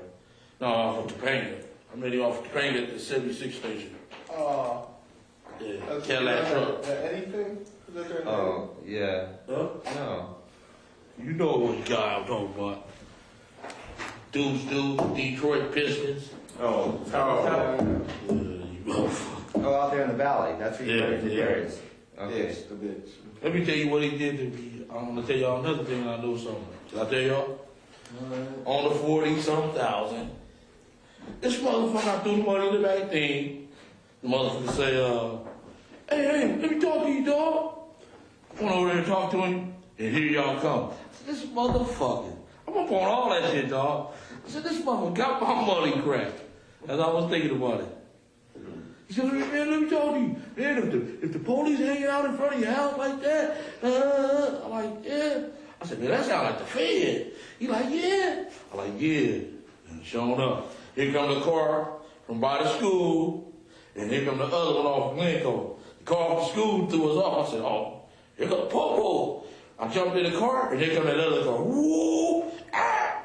Stopped right at me, man. And grabbed him, and he like, man, I got a gun. I'm like, you going to jail, dude? And he like, yeah.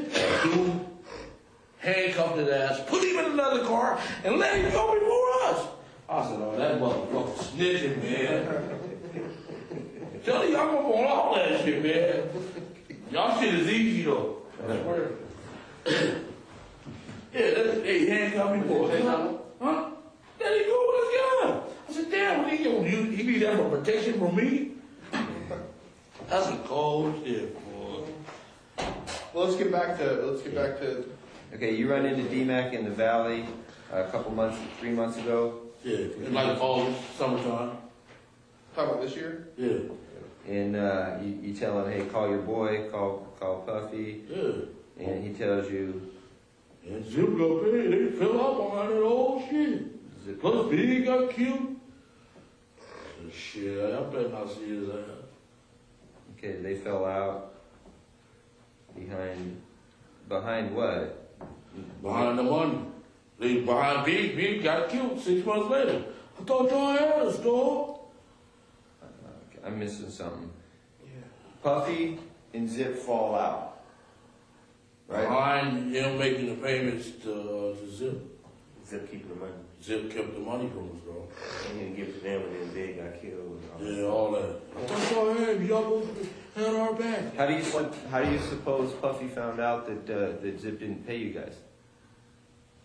How does Puffy know? I guess he knew. Win, I guess. Win seen him a couple of times. Zip? No, he seen the boy, Puff. At one of the Snoop parties out there.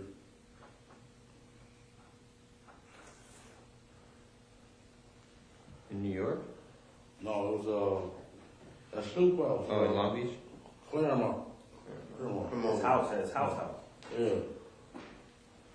They all on pictures and everything. He came. I said, man, you didn't call me? No, dog. I thought you was on the house in there. Motherfucker. I said, you get the number? You got the number? We call. Motherfucking, you know what I'm saying? Well, I was seeing his ass, man, give me the jewelry and everything, you know? Stupid motherfucker. Okay, so Zip doesn't pay you. Puffy's pissed off because Puffy did make the payment. You have any idea what amount of money Puffy paid? D-Mac didn't say it. Okay, so D-Mac tells you they fell out beyond that whole thing. You think that Win had probably talked to Puffy about the money at one of these Snoop Dogg parties? I said he didn't. He just gave him the number. I heard TV out. We go to the number. We called him up with a number. Phone off. Puffy gave Win his number? Yeah. I said, you let him give you a number? That was so stupid. Why you get the jewelry? You know what I'm saying? Collateral. Yeah. Okay. But you left a message when you get the number? What? You called and left a message? Yeah, he ain't answer it. The man got about 50 phones. He throw that shit away. The phone's easy, man. All right. And what about you? You also said that that Kane told you something about Zip. Yeah, he said Zip got the money. He fell out. When was that? When did Kane tell you that? When did I get out on that violation? That was 2005. Kane's name is Gregory. Yeah. How about Pete? How much time they gave Pete? Pedro Hill? Yeah. I think he got 5-6 years, didn't he? Ooh. Darn, damn hurt. Boy, this is some cold news, man. The game ain't right. I advise everybody to quit, dude. Where were you when Kane told you? Is this when you were back in Richmond or? Care about it. Oh, I only went out there one time. They said I stole $10,000. I said, bitch, I stole $10,000. No, that's your brother saying that. That's not. Yeah. Kevin. That stupid ass motherfucker. He don't know I'm saving his life. $10,000. Oh, you know about that too, huh? Yeah. Okay, so Kane tells you you're over at Kev's house 2005. Kane tells you, man, Zip got that money. How does Kane know Zip? Just from out there in New York. Just the New York connection? Yeah. Everybody knows Zip. Zip's big and a mother out there, man. Yeah. Now, you know Kane's on the run, right? He on the run? Yeah. Oh. You have any contact with him at all? I thought his ass was snitching because he got caught with 12 keys. Yeah, he boned out on that. He did? Yeah. I ain't got no country. He be up in Baltimore. That's up by that school. By the way, do you know if Gregory Brooks, if his people back in Baltimore are the Brooks brothers that were in the newspaper like a couple years ago behind that big bus? No. You don't know if that's his brothers? No. Gregory, that's my cousin. Okay. Yeah, I know he was sending stuff to Baltimore, but wasn't he, the Brooks brothers from Baltimore, you don't know who they are? No, he ain't no kid. Okay. There's a brother named Garfield. And he phone coming in. Gregory quit. Gregory, Craig, all of them. All my older brothers and shit quit that shit. Yeah. Yeah. My great sons, Both of them in jail. One of them in jail. Ain't they? Yeah, very long. Banging and stuff, huh? Y'all is up our ass, huh? Yeah, man. Lil Lane better watch out. Craig's brother, he out there. Why you gonna stop him from doing what he doing? He out there banging and stuff, ain't he? Who? Craig's little brother. They call him Lil Lane or whatever. Craig's son. They call him Little Lane? Something like that. No, they don't. Mando or some shit. I don't know. Something like that. Baby Mando? Yeah. So I think one of the last things is, what makes you think though that now that you'd be able to talk to either like Zip or somebody in person? Keffe D, I know you, okay, I got you. I know you're Keffe D, but listen, they had a fall. Seriously though, I mean this is. man, I would go ask Puffy, man. I would. Hold on, just let me say something. All right. Puffy's Puffy. You're Keffe D. Puffy's Puffy. Okay, and now he knows that, you know, you can't afford to be making any mistakes right now about the ghosts that are in his closet. And, you know, all of a sudden Keffe D comes up out of nowhere and starts wanting to talk about the murder of Tupac. He couldn't really come like No, I ain't that. gonna come back. Give me my money, man. No, my money. But I'm saying he ain't. I'm just from my standpoint. He wouldn't just come up to him like that. He'd have to create a scenario where he feel comfortable. Then let's talk about creating. Like I give you an example of what I would think. Like maybe like. Y'all find out where he at in the club. Just hold on, no. Listen to me. You wouldn't just have him just pop up on the dude. No. You create a situation maybe like where Keffe was in town, he was doing well. Maybe Keffe had a business and that he was putting together, a clothes business or something like that. He'd come at him like that, and then they would kick it, and then the conversation would come up. I mean, you wouldn't just have him just walk up on him like that. Right. We I mean, don't know how to create that. That's why we need your guys. Because I mean, Puffy. You want my input? Give me that. Yeah, exactly what I want. Is your how do you think you can have? Looking for him? No. I've been looking for his ass. Believe me. You know that too, right? Yeah. When I run into at the club, man, when he got that walk of fame, motherfucker, I was right there. But what I'm saying is, That store. but what I'm But saying it was is, too many of y'all around here. he's not going to just give you a straight conversation. He's going to feel comfortable. You got to create something that's comfortable for him. I mean, I know how you're thinking, but it's been a while. He's sophisticated. He's scared. I'm just saying maybe you have to create some type of. They know they don't want to mess with you. They don't want you coming at them wrong. He embraced it when, you know what I'm saying? He ain't, my boy, oh, you know what I'm saying? He cool like win like that? Yeah, he gonna embrace the shit out of us.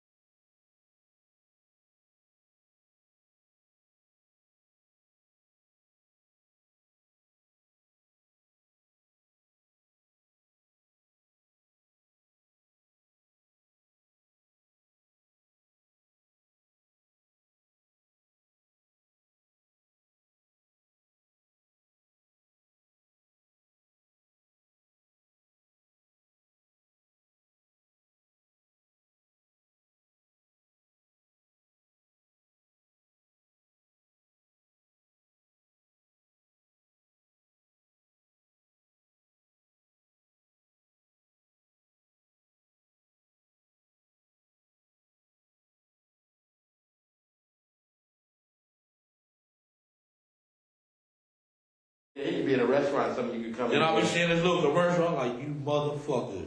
You know what I'm saying? I'm king of the world. No, he got me in trouble the first time. Didn't he though? Well, Edie said, So you don't have to go to New York, you could do it here. yeah, Edie We're said, talking, we're talking two different things. New York would be Zip. yeah. Zip's out there and he's gonna be staying out there. Yeah. I mean, he's got a club out there, he can always. Yeah, you gotta come. Oh, I can go there. Because he like, every time my folks go out there, he, like, Brian, he's, vice president right up under, Jermaine Dupree. He went out there, him and, the dude named Ramon, they went out there, oh, y'all Keffe D boys. Oh, come on. He rolled out the red carpet for him. Got him drinks and everything. And they the one told me about the club. Then this other broad I was fucking, she said, got a 3-story, beauty salon. Everybody, I was like, them motherfuckers is rolling. Said he got the Phantom, a Bentley and all that. Said he rolling like hell. You see any advantage to maybe starting off with just having another encounter with D-Mac? Yeah. Start off with that, and then D-Mac can put it in Puffy's ear that you kind of. Looking for it. All right, I'll get on it real fast. No, we'll handle that. We'll set that up. Okay. Okay, because what ends up happening is if you take control of the situation, you start making some progress we're not ready to deal with yet, then, you know. Basically, you don't have to do anything. Just take the time. Yeah, it takes time. We'll tell you when you need to be somewhere and make arrangements. All right. All right. And, Gotta put it in his ear because he do go get T-Mac every time he come out here. okay. That's a boy, yeah. Okay. All right, well then on to, I think that's a wrap for that whole entire event. These are two of the girls that Darren found. Can I ask a question real quick? Yeah. How long is our meeting going to be today? Do we have a time frame? We're out of here in 15 minutes. Oh, okay. Hey, do you know how to get a hold of DMAC right now? You're more than welcome. You can get a hold of Stay DMAC. along if you want. Knows what? Great. Basketball player, buy weed from him every day. Alright, that's cool. Tell Tommy go buy some weed You from know him. these Barbershop girls. over on 3rd or Beverly? I've got that DMAC. That's all girl. I've got that. You know her, right? Yeah, I know where he's at. Look at that, she got fat. Yeah, that's the wrong. What about this one here? Yeah, he can get the. That's That's the one that that was on the phone? How old is this bitch right here? Okay, are those the two girls that were in the live club. party that night? Yeah. Okay, and what are their names? And go squeeze Right here. DJ Quick by the balls. I'm serious. He get that shit up quick. Answer the question. Yeah. Oh, boy. Those two girls, you see What's their that? name? What are their names? Michelle and Joelle. Yeah, and the others were the two girls that you talked about At the being party. in the live party that night and, Yeah. and getting close to Yeah. Puffy and Biggie, All is that right? All that, yeah. They was ones to set that shit up. For sure. Now you know that from being there, or you know that from That's after? it. Being here, dog. Okay. I'm not telling you, dog. Did you get any other insight on that from anybody else, or you Keffe D? People We told know the you? streets, dog. So you just saying from that alone? He said he watched They was out of place. They there. shouldn't have been there in the first They place. from Death Row, so Yeah, they he ain't said got when no he seen business there there. was odd. Then boom, the fire marshals come. We left Big Pete and what's his name out there, Sporty, outside the club because we didn't have enough passes. So I was going out there checking on them. Don't put that on these notes, because. No, That was just a sidebar. When a different conversation or something. Then we was down. Fire marshals was down there, and Big Pete and Sporty from Great Street was down there. And I went down there to check on them. Then the fire marshal said they was gonna close the place. Blood was out there. It was ready, dog. We're gonna get into all that another time, man. But that's some stuff we got to touch on too. Yeah. There's those pictures in there too. Alright, get your freaking flyer tomorrow, we're ready. All right. What's that chat? What's wrong? I'm gonna see you sooner or later. One last thing, See, man. Come on. I'm gonna see you sooner or later, man. you Somebody gonna come and and gonna tell Eddie, you and me. Eddie were cellies, right? Yeah, we honky. Where were you guys, that was in,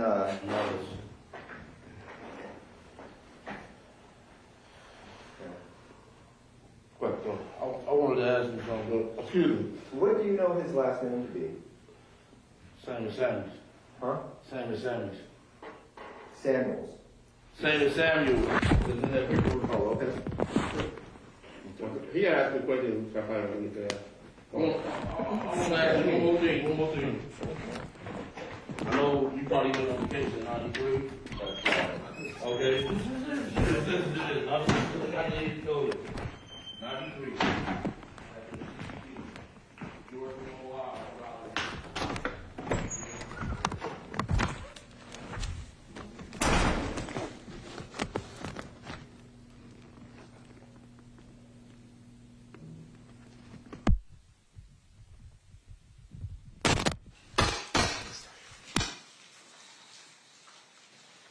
Okay, it appears as though Exhibit 117 is now over. Anything else that you wanted to present today, State? No, 2009 is not as long, but I think we just give them a break now. Okay, sounds good. At this time, we will recess for the evening. We're coming back at 9 a.m. tomorrow. During this recess, you are admonished not to talk or converse amongst yourselves or with anyone else on any subject connected to the trial, or read, watch, or listen to any report or commentary on the trial of any person connected with this case by any medium of information, including without limitation, newspaper, television, the internet, and radio, or form or express any opinion on any subject connected with the trial until the case is submitted to you. We'll see you back tomorrow. Thanks, guys. Is that for dinner?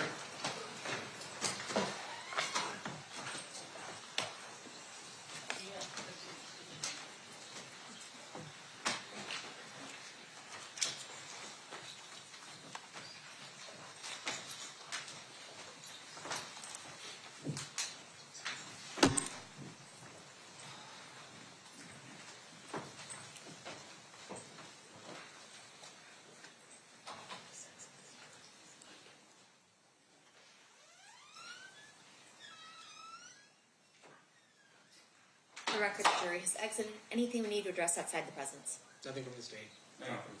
Okay, we'll be in recess. Thank you, everyone. Have a good night. Thank you.